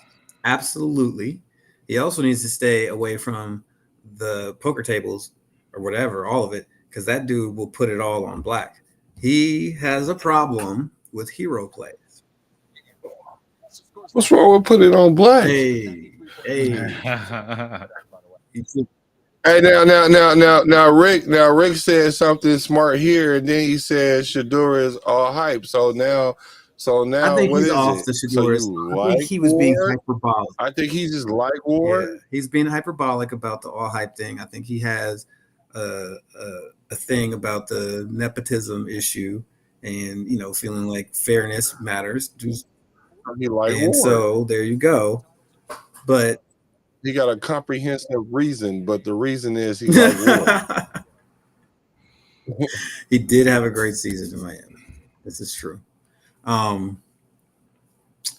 Ward had a tough childhood. Yes, he did. He did not come up rich. Hey, shout out to Ward's dad too, because we found out shout out to his dad. Yeah, I Yeah, love yeah. that. His dad and mom, I think, went to every single Okay, game. now who had the tougher childhood? Yeah, now they both had their parents, except for Dion was not really kind of with his mom, but he's still Fresh Prince of Bel-Air. I get that. Mm-hmm. So Cam might be he might got a little bit more intestinal for it too, but I don't know. I just think that Shador got like season 2.5 IQ Right. already going into the game, where these quarterbacks that we talking about that we say that can physically do these things, it's going to take them like 3 seasons before you see them doing it, or 2 seasons. Mm-hmm. Yeah. And I'm thinking that if Shador can hold up physically, then we'll see it for sure. And I think he will. I think he will hold up. Mm-hmm. Yeah. Just everybody, I was just joking about the Ward thing. Like, I try to make that clear. His parents are awesome. They went to every single game. Right. But yeah, this is a take, and I think it needs to be talked about. Will we be in position to draft Ward or Sanders unless we move up? Ward will be gone unless the Giants don't draft him, and if we do want Ward, we're gonna have to trade up and got to take that pick from the Giants or go higher. Sanders, that's more realistic to me because Dion don't want his kid to play for certain teams. So salute to the boy D Menace, one of the best out there. Always here to support. Always a part of the little family here. So awesome, right? Yes, and then of course, shout out because you know about that boy Twan, right? Because real recognize real. That's how that works. Shador will be a steal at 6. I would be grateful and surprised if he was still on the board at 6. Only reason he'll be on the board at 6 is because Dion did it. That's all I have to say. So possible, right? It's a Dion thing, right? I would be grateful too. I would be grateful. Yes, if we didn't have to trade up because Dion did his little magical stuff, that would be. Boy, ain't going there because poetry in motion right there. We going back to the school. That boy, we gonna play in Canada for a year. You don't know, right? Let's see. Twan got something to say. He says Shador is a top pick because he played beyond nepotism. The pressure is real for him, and he has excelled. Exactly. I agree. That pressure is real. Great. Yep. Because he does have that pressure because he's Deion Sanders' son, and all lights are on him. They're watching him. For sure. All you got a standing invitation to come on the show anytime. So all you got to do is show up, and we'll send you the link. You can come on right now. That would be awesome. That would be great. So where do I says I'm suffering from Raider PTSD for sure. That's fair. We all in that. Yeah, man. F. Ben Johnson, man. Why not Pete Carroll? I heard he has silver and black Walker. Don't forget, he has the 2 tennis balls right on the bottom of the Walker. So 1 silver, 1 black. Yep. Let's go. Let's go. Mike Martz was a mad scientist. Things don't always work out the way you might think. Time will tell him, Ben Johnson. That's facts. Mike, yep, because he was. North Turner was a mad scientist too. Thank you. Make sure you guys hit that like button. I mean, we've been here for over 2 hours, guys. Pete sells competition every day, all day. Everything they do will be about competing. Facts. This is true. This is absolutely true. Pete fosters an environment where, the cream rises to the top. It does not matter where you were drafted, all that good stuff. Like because he'll start the best player for the team. It doesn't matter if he just spent a bunch of money on a free agent quarterback. He will start the guy he drafted if he's better, right? And we watched him do that with Russell Wilson, right? I heard Pete is blasting YMCA at practice. Stop it. Max wants out right now just because Pete's coming. I think Max and Pete would be. Are you kidding me? Two peas in a pod. See, Oh, like yep. they're both these like Beautiful. mental, strength kind of people. So I think they would definitely click. Honestly, Absolutely, I agree. VBZ says Michael Pratt.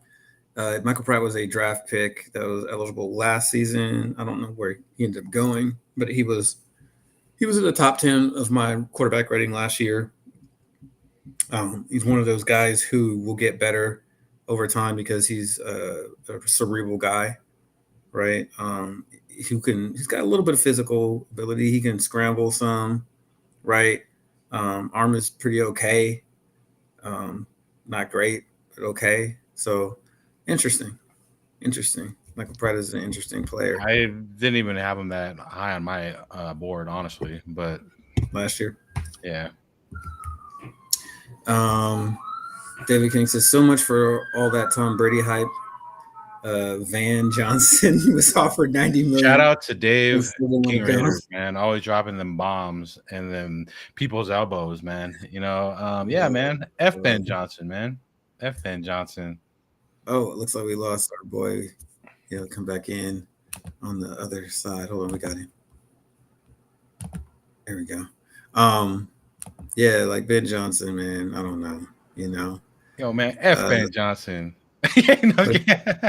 Juan said, sign Carroll, Rivera, and Arians. Oh, that would be the grumpy old men. That would be that and Space Cowboys 2.0. All them old dudes right there. Space Cowboys Part 2, 2.0. All them old Man, dudes. if that does happen, young assistants out there, this is the place to be because you just wait for somebody to age out and then you get their job. Okay. Absolutely. It says Mark said, "Who needs Jaden?" He brought in Stormy. We're moving on. I'm not gonna talk about that. Raider Allegiance. What's up, brother, man? What's up?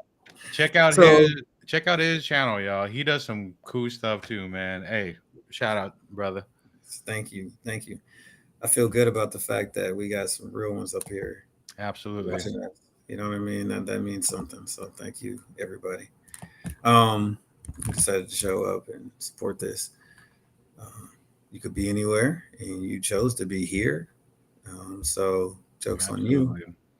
There's a lot of podcasts out there right now, and you're here with us, man. So thank you so much. Shit, you'd be wasting your time if you was somewhere else. Yeah, you might be somewhere else. You be hearing all that weird shenanigans. I'm gonna call it. Like, this is the real right here. Yeah, I think we trying to keep it as real as it's gonna ever be.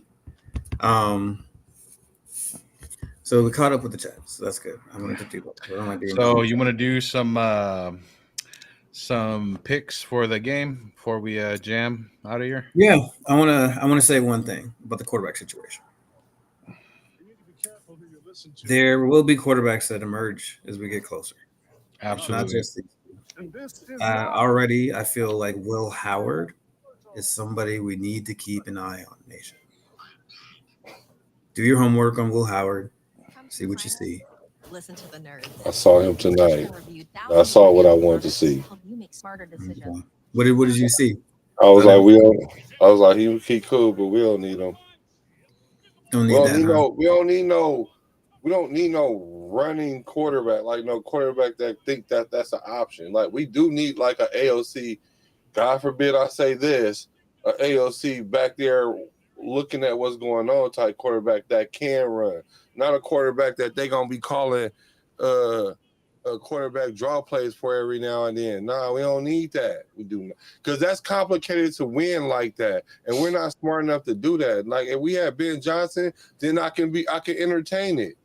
You know what I'm saying? I can entertain it, but other than that, nah. We traditionally gonna run the ball like we say we gonna. Oh no, I'm sorry, that was AP. We don't know what we doing now. So let me just put a thumbnail right there. Then, but all I'm saying is I think that's too complicated. I think we just need a drop back quarterback, read down the field quarterback, and then just let our best players make the the plays. That's it.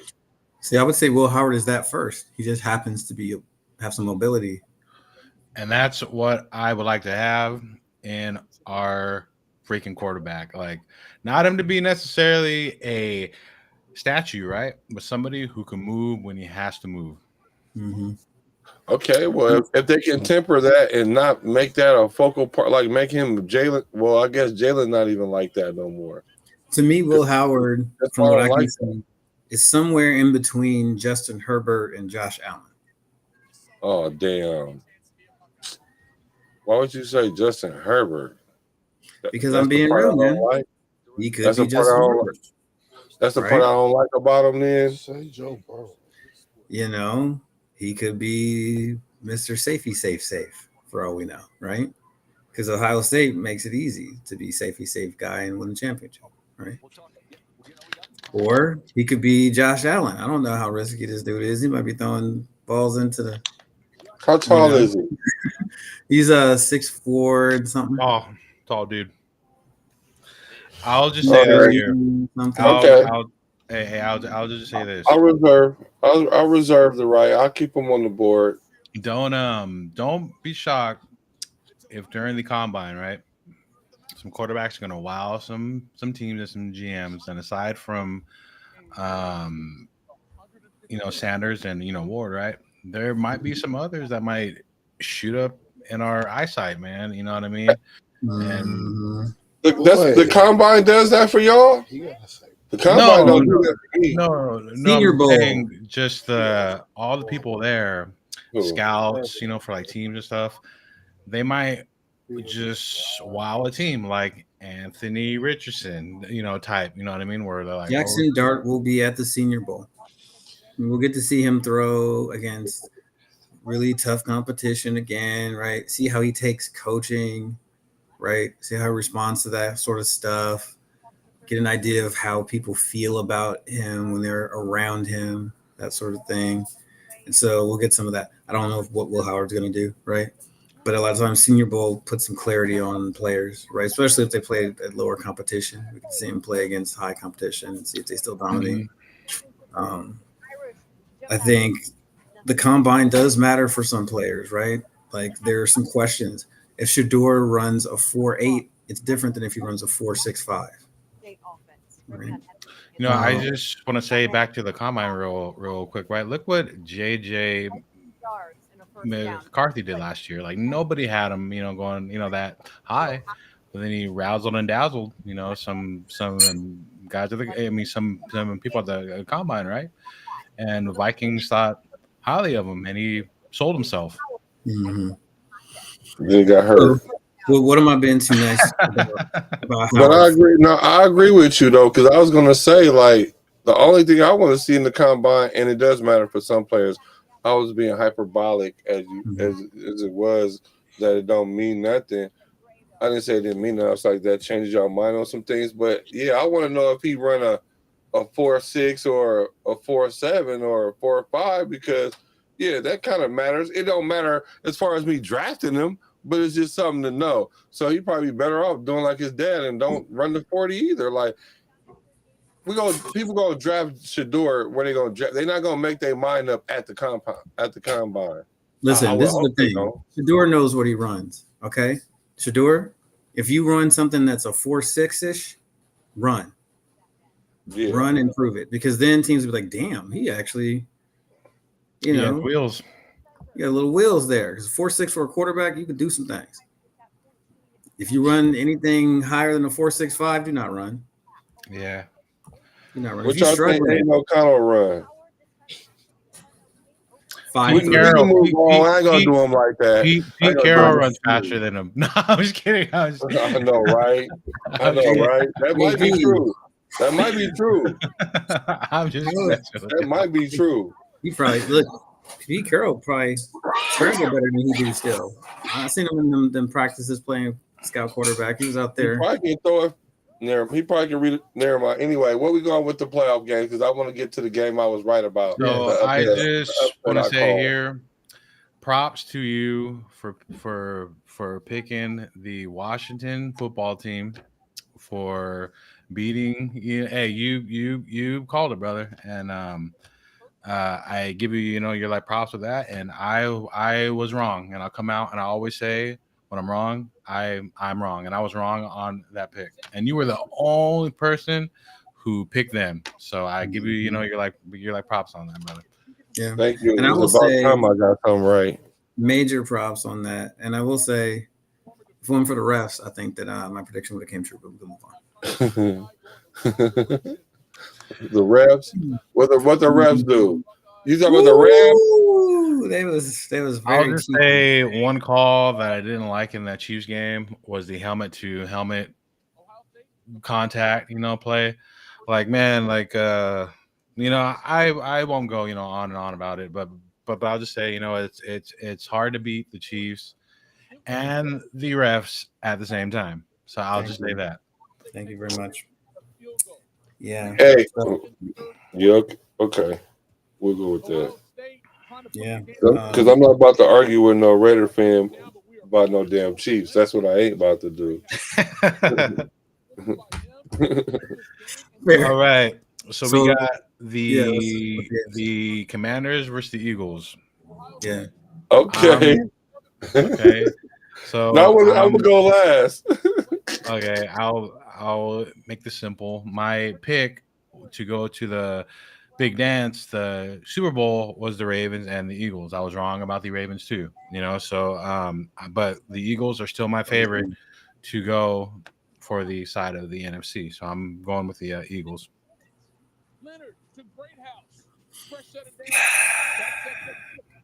My logical brain tells me the Eagles should win this game. But there is just something in my gut about this freaking Commanders and Jaden Daniels. They got Come on. Because you already know where I'm about to go with it. Yeah. Hey, that's what happens when you draft a guy like a Jaden Daniels. It hypes the whole team up, dude. And that guy's playing some ball, dude. So I can't take anything away from him. He's balling, it ain't man. over. The party ain't over. Because that's not a flash in the pan thing that they doing. You know what I'm saying? They put up them points every week. They do. That's what they do. You know what I'm saying? And the Eagles limped into that win last week. And they couldn't even throw the ball with your boy because he was concussed out there while they were trying to hide it.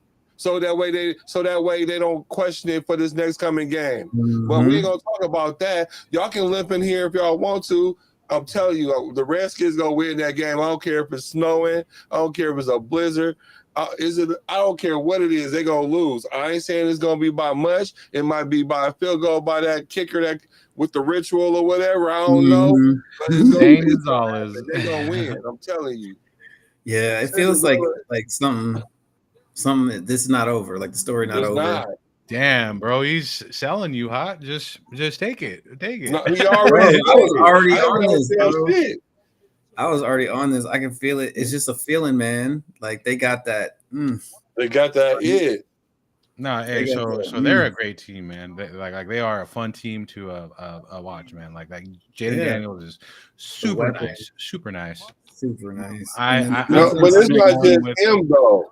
It's the whole thing. You win championships from the top down, not the player up. Because that defensive coordinator, they outsmarted Detroit. I'm sorry. That's what happened.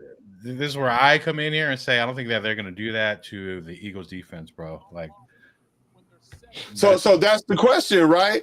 That is the question. That is the one glaring question, right? Can you do that to their defense, right? Right, against the Eagles defense, right? That's the question. And I think the answer is Jaden Daniels says, yes, I can, because I'm that man. Like he's that and good. He's already did it against them. They're even when they played. I think they 1-1. So and they're a conference team. So he got action. All he got to do is show up, focus like he's been showing up, and I don't see why they can't do it. Because what it might come down to is this. It might not come down to the Eagles defense. It might come down to the Eagles offense or the lack of offense because Hurts is hurt. You know what I'm saying? Because he stumbled into this Saquon Barkley Barkley's gonna look. That's what they need to stop. I see But what Barkley. happens if they do stop the run? Hey, I see Barkley doing some crazy runs. I see tush push. I see deep passes to Brown and Devontae Smith. I look. I ain't trying to be. Look, I just feel like on offense, the Eagles got a really good offense too, and their defense. I just feel like on that's look just being on both sides of the Eagles offense and the defense. I just feel like they're just better than the Redskins. Sorry, like I said, my brain, the paper say Eagles should win. So I'm going with Eagles, and I'm gonna bow Eagles not putting up 28 points and I think that Redskins gonna put up at least 31. So I'm that's just the way I see it. I don't know how it plays out, but it plays out like that. Like I say, 31-24 Commanders. Okay. I'm saying 31-28. So we got two on Washington, and I'm the outcast here with the Eagles. So you are the only one predicting the favorite. Right, that's crazy work. Mm-hmm. Yeah, they did just beat the number one seed that everybody thought was going to win the Super Bowl with the number one offensive coordinator, head coaching job, and the number one defensive coordinator job. That's why Campbell was crying, because his team got gutted and their window just got closed. He about to start getting beat by his own protege. Watch. Chicago, that's brutal. That's brutal. I will say that because Chicago picked him, he's probably going to fail. So, just saying. Anyway, the Rams was laying hat to the Eagles. Okay. They was giving it to them. Mm-hmm. So, but who won the game? Okay, I'll just barely. Okay. I'll just a win is a win. I don't care how pretty it is. You're right. You're right. A win is a win. You're right. And then for the Chiefs, look, I'm gonna make this simple. I'm going with the Bills. Wow. Who they play? Who they play? The Chiefs? They play the Chiefs, yeah. F the Chiefs. And the Chiefs are at home, right? I ain't being biased either. Yes. You know, I just okay. I'm going with the Bills. Oh, so Pat Mahomes will be in the Super Bowl again. The referees will make sure of that. Who will win the game? The actual game will be the Bills are the better team. Who actually wins at the end? Oh, it's gonna be the Chiefs. They going to the Super Bowl. So yes, Chiefs 100%. I watched that game. There was no chance they letting them lose. You know who we ain't seen in a while? We ain't seen that boy Patrick Mahomes day. He's talking about smoking on Joe Burrow.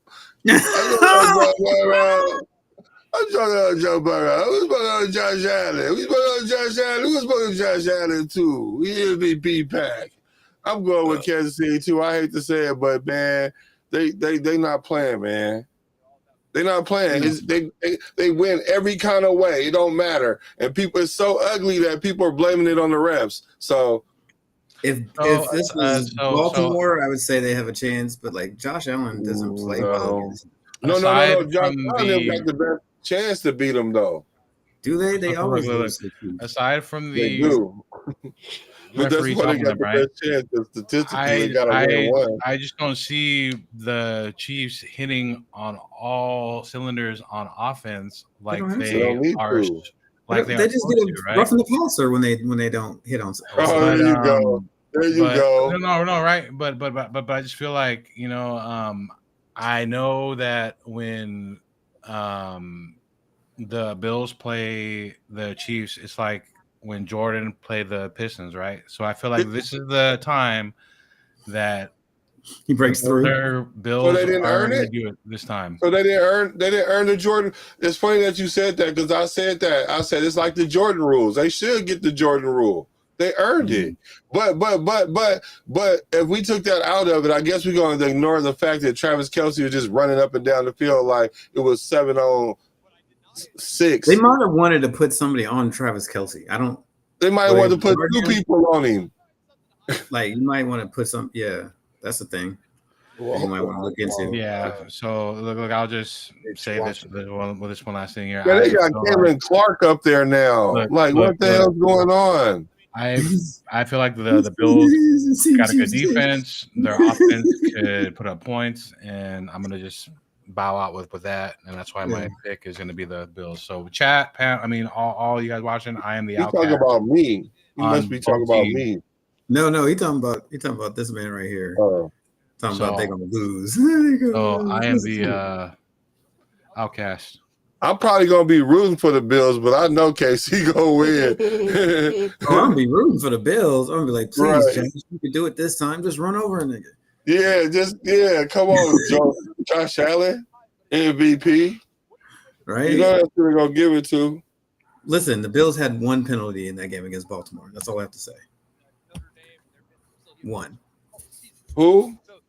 The whole Bills team had one penalty in the whole game against Baltimore. Yeah. Well, Baltimore kind of killed them. Baltimore made their own bed with the fumbles.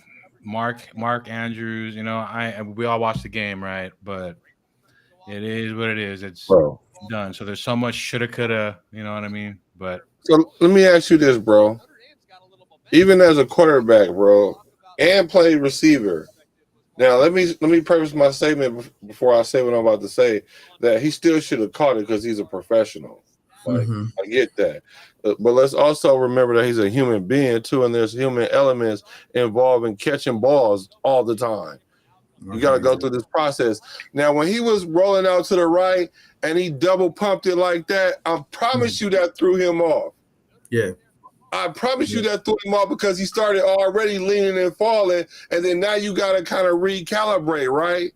And so that's why it was the juggle aspect of the whole thing, because if he would have threw it the first time when he was really still open, instead of second guessing himself, because I was wondering, was he going to run it or was he going to throw it? And I guess he saw the dude coming around the edge and he decided to throw it. I don't know what he was doing, but I just know when you double pump the ball like that, that throws your receiver off, because it's used to throw off a defender. Like if you was running up the field and you do the pump fake, it makes them freeze at least, or maybe jump or something. It makes the brain react.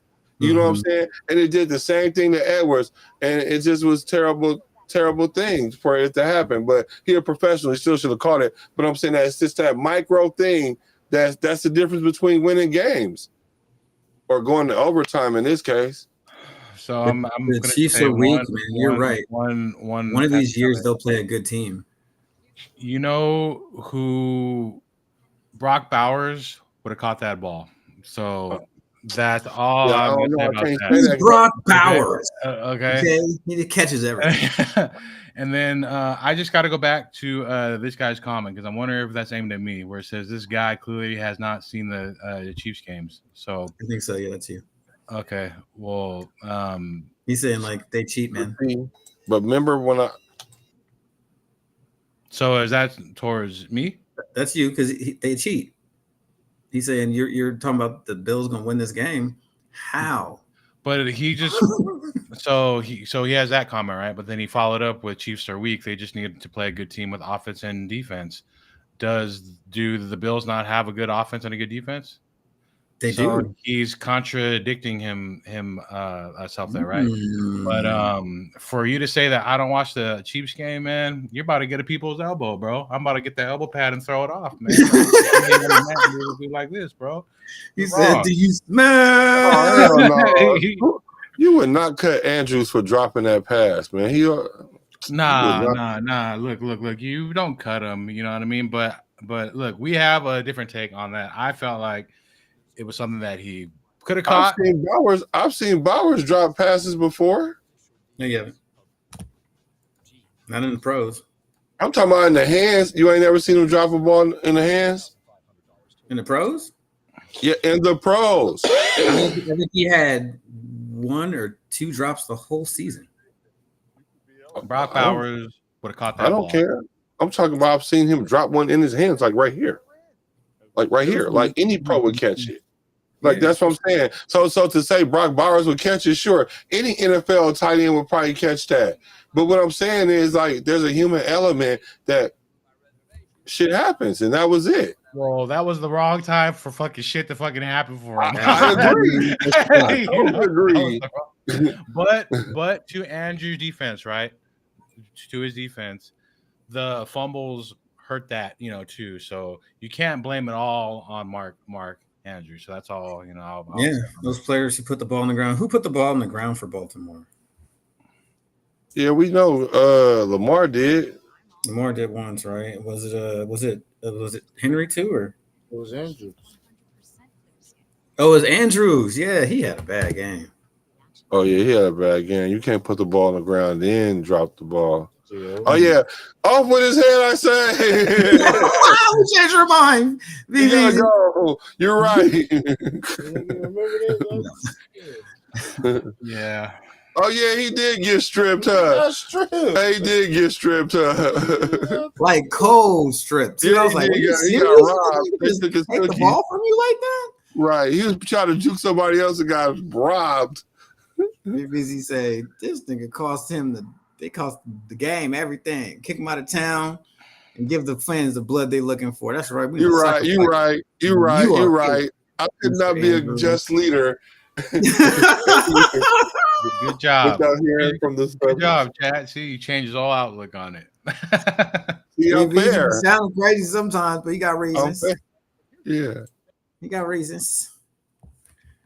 Man, so we got That is one of the few rare times that I've seen someone changes, outlook on that. So you just got a, trophy. You just unlocked a trophy. You know what I mean? Like, good shit. Shoot, I did it twice a day. I don't want Pete Carroll as the coach now. yeah, he's psychologicals.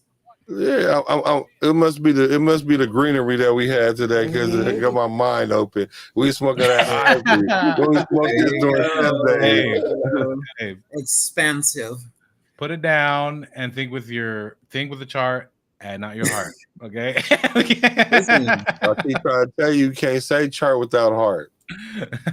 listen, guys.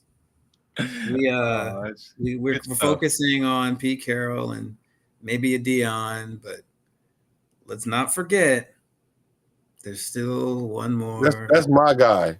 Like if I had to put my chips on somebody, that's what. If he walk in the casino, if he walk in any part, he can say he going to the bathroom, to the buffet. If he walk anywhere in the casino, I'm gonna be like, I'll put my money on him.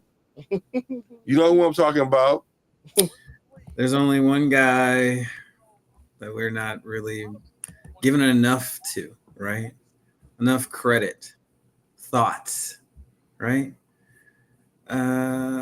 It's a Mr. John Gruden. Don't pull up Ron Rivera. Don't. I almost did just to mess with you guys, but no. Don't pull up It's Ron Rivera. John Gruden. He's out there, just lingering, like the one that girlfriend that you just keep coming back to. Oh, Gruden? Yeah, you break up like 3 times, but you still like her. She still like you. You date other people, but there's a gravity to it. People be like, man, y'all bad for each other. You be like, why? We do good when we together. You know what I'm saying? She spent too much money, but players love him. He knows football in and out, right? You know what I mean? So if we were to get him, I would I don't understand why people would hate on it, right? But it's just my whole outlook on that is if we it's just I just don't understand the fact where fans think that he'll come back and coach for free. Like we don't got to pay him again just because it's unfinished business, right? That's not how things work. So he ain't gonna come here and just coach for free. You know what I mean? I don't care how much Mark Davis likes him and all that, But if that's the case, and we I would rather have John Gruden back than primetime Deion Sanders. You know what I mean? Okay. All right. And quickly before we get out of here, let's rank. Have everybody do rankings for their quarterback. Coach. Pete Carroll number 1. Right. So you got Pete Carroll number 1. Who's number 2? I would go Gruden and then Deion. Okay. Black, what you got? We can't hear you. You got a ranking for the coach situation, Black? No, I'm over here listening to this hypothetical. But I thought we was doing the teams and shit. But what the quarterback rankings? Is that what you asking? No, coaches, because we already picked the 2 games. There's only 2 games. Oh, damn! It's only 2 games. Okay. Yeah. I don't know the coaching rankings. I don't know, man. We used to talk about John Gruden. Imagine if we didn't get rid of John Gruden the first time. We'd have won like about 2 or 3 Super Bowls. He said 4, but imagine he'd been like year 15 with us right now or something like that. Like if we would have never got rid of him the very first time, we'd have won the Super Bowl the year we went there. At least, man, we'd have. I was just sitting here talking about that. That's crazy to think that. Like that's why he gotta come back and coach us, bro. He got to. He's the Donald Trump of football. 1. If it's not Gruden, then it's I guess white Deion's hair and number 2 everything for you because he out on Carroll, so Carroll's not even on his list. No, right? So my top 5, you said? That's top 3 at least. Yeah, top 3. Yeah, it's John Gruden, Chucky, and then the black coach Flores. Okay. Okay. So do we get to pick coaches that were like? Can I pick outside of 3? Yeah. Yeah. Go ahead. Okay. So it would be Pete Carroll. Number 2, Todd Monken. Number 3, Liam Cohen. Gruden, and then Deion. Got you. Okay. All right. For me, guys, it would be. Oh yeah, hold on. Wait. So if that's the case, I forgot. I'm sorry. We gotta go Gruden 1, then Deion, and then who was the third? When I said, Flores. Flores. Yeah, okay. For sure. Yeah. Okay. Actually, I want Flores before Deion though. To keep it honest. Yeah. So 1 Gruden, 2 Flores, 3 Deion. Yeah. That's my list. His is probably the other 2 switch. Well, I don't know if he might not even want Flores, but Flores is. Okay, so for me, guys, it is number 1. It's Pete Carroll. I think, I just feel most comfortable with that. Just because I don't know what happened with Gruden in the front office. If you told me who the GM was going to be with Gruden, maybe he springs up higher, right? He would probably be number 1 if it was the right guy. But it might just be him again. If it's him again, then I shoot myself. Yeah, if Telesco was the GM, then you would be higher on it. Yeah. But they fired him, right? Absolutely. So then, I got Pete Carroll 1, and then for me, it's Gruden 2, right? And then for me, after that, it's like a toss-up, right, between some other people. I probably have to say Deion 3, to be honest, right? I want somebody who has some experience, and I feel like Deion has enough head coach experience, but I don't feel like he's learning to be a head coach or anything like that. So my biggest thing is I don't want somebody learning on the job, right? Out of the assistants that are out there, like Cohen and Monken, I think have had enough experience where if they become head coaches, it's not going to be too much for them. But yeah, I was never on the Ben Johnson train. If you look at my original list, Ben Johnson was like my 11th candidate. So, of course, if he wants to coach, number 1 is Belichick, and I don't care what anybody says. And Belichick's wife is joining the sorority out there. He ain't going nowhere, bro. He ain't leaving there. It looks like he's about to be a North Carolina guy. Yeah. Once they get you in there, it's hard to get out, man. Chapel Hill. They don't play. It's a family. So, yeah, he might be out of the picture. But if he is in the picture, he's number 1, but probably not. So, Pete Carroll, John Gruden, then Deion. And then you can talk to me about these assistants. So, that's how I feel about it. So it's out there, guys. Belichick chick. She young and bad, huh?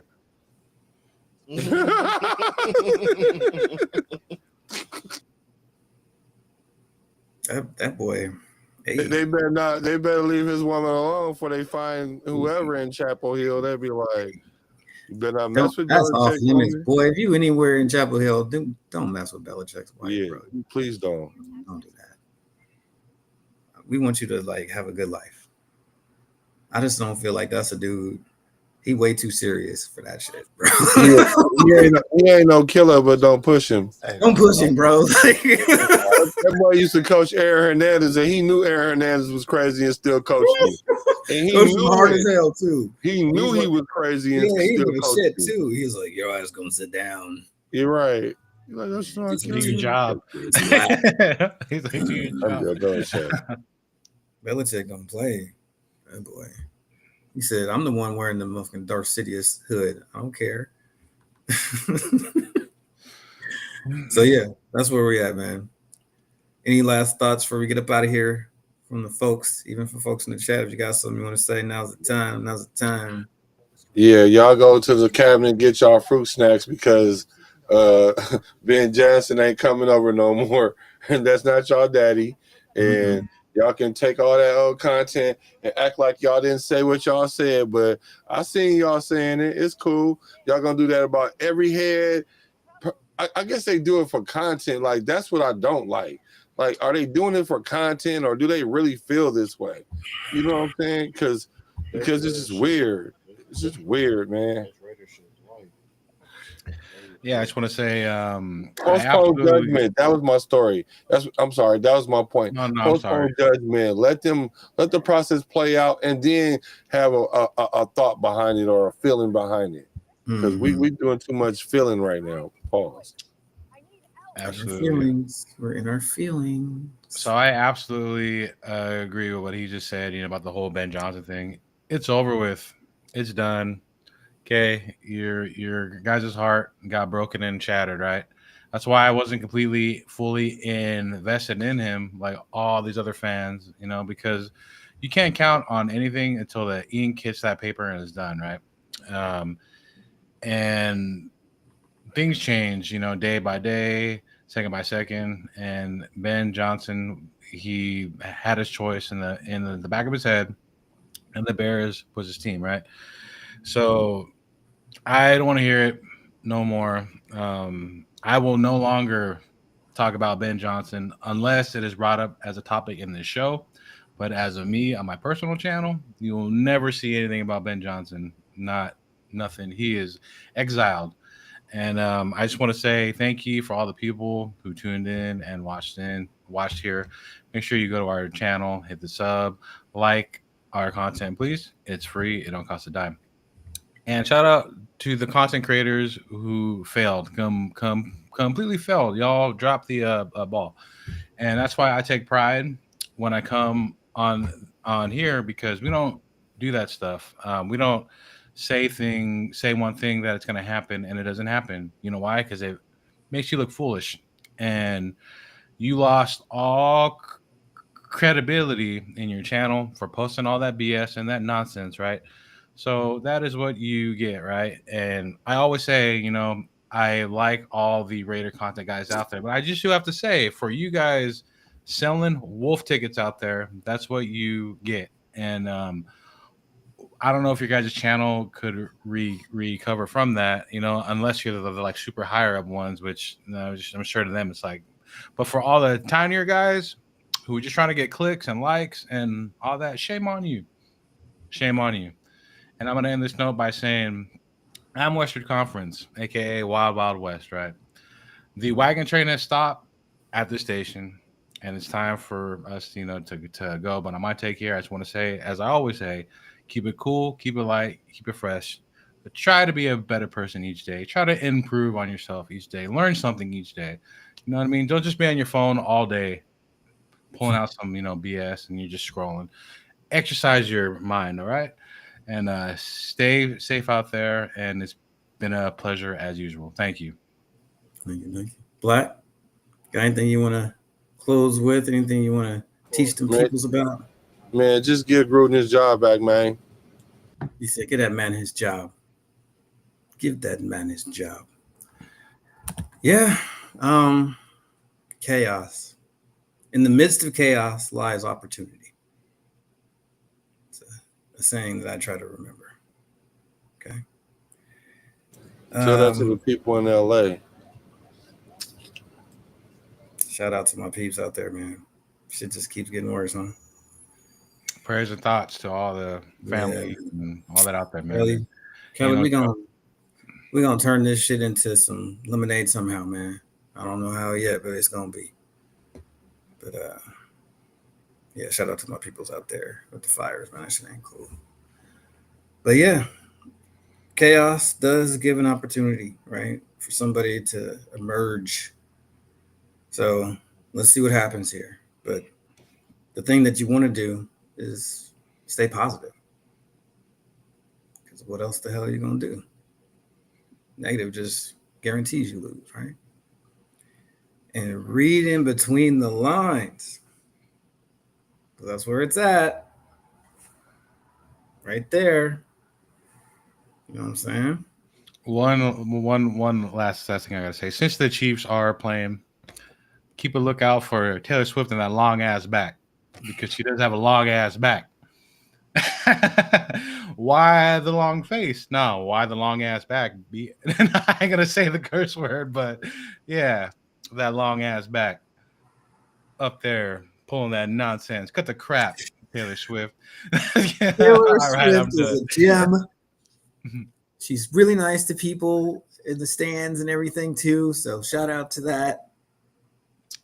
If I was stranded on the ocean, I would just throw on her side and use her to get a float on the back to land with that long ass back. All right, I'm done. I just had to say it because the Chiefs were playing, and I forgot to say it last week. So. All right, shout out to Taylor Swift and long ass back. Go check out her back, y'all. I'm serious. She got that long ass back. It's hella long. You know, I'm like, where does your arch start and end? You know, because it's just one long ass back. All right, y'all. Damn, now we're about to be unceremoniously blocked because. All right. Oh, I'm not laughing.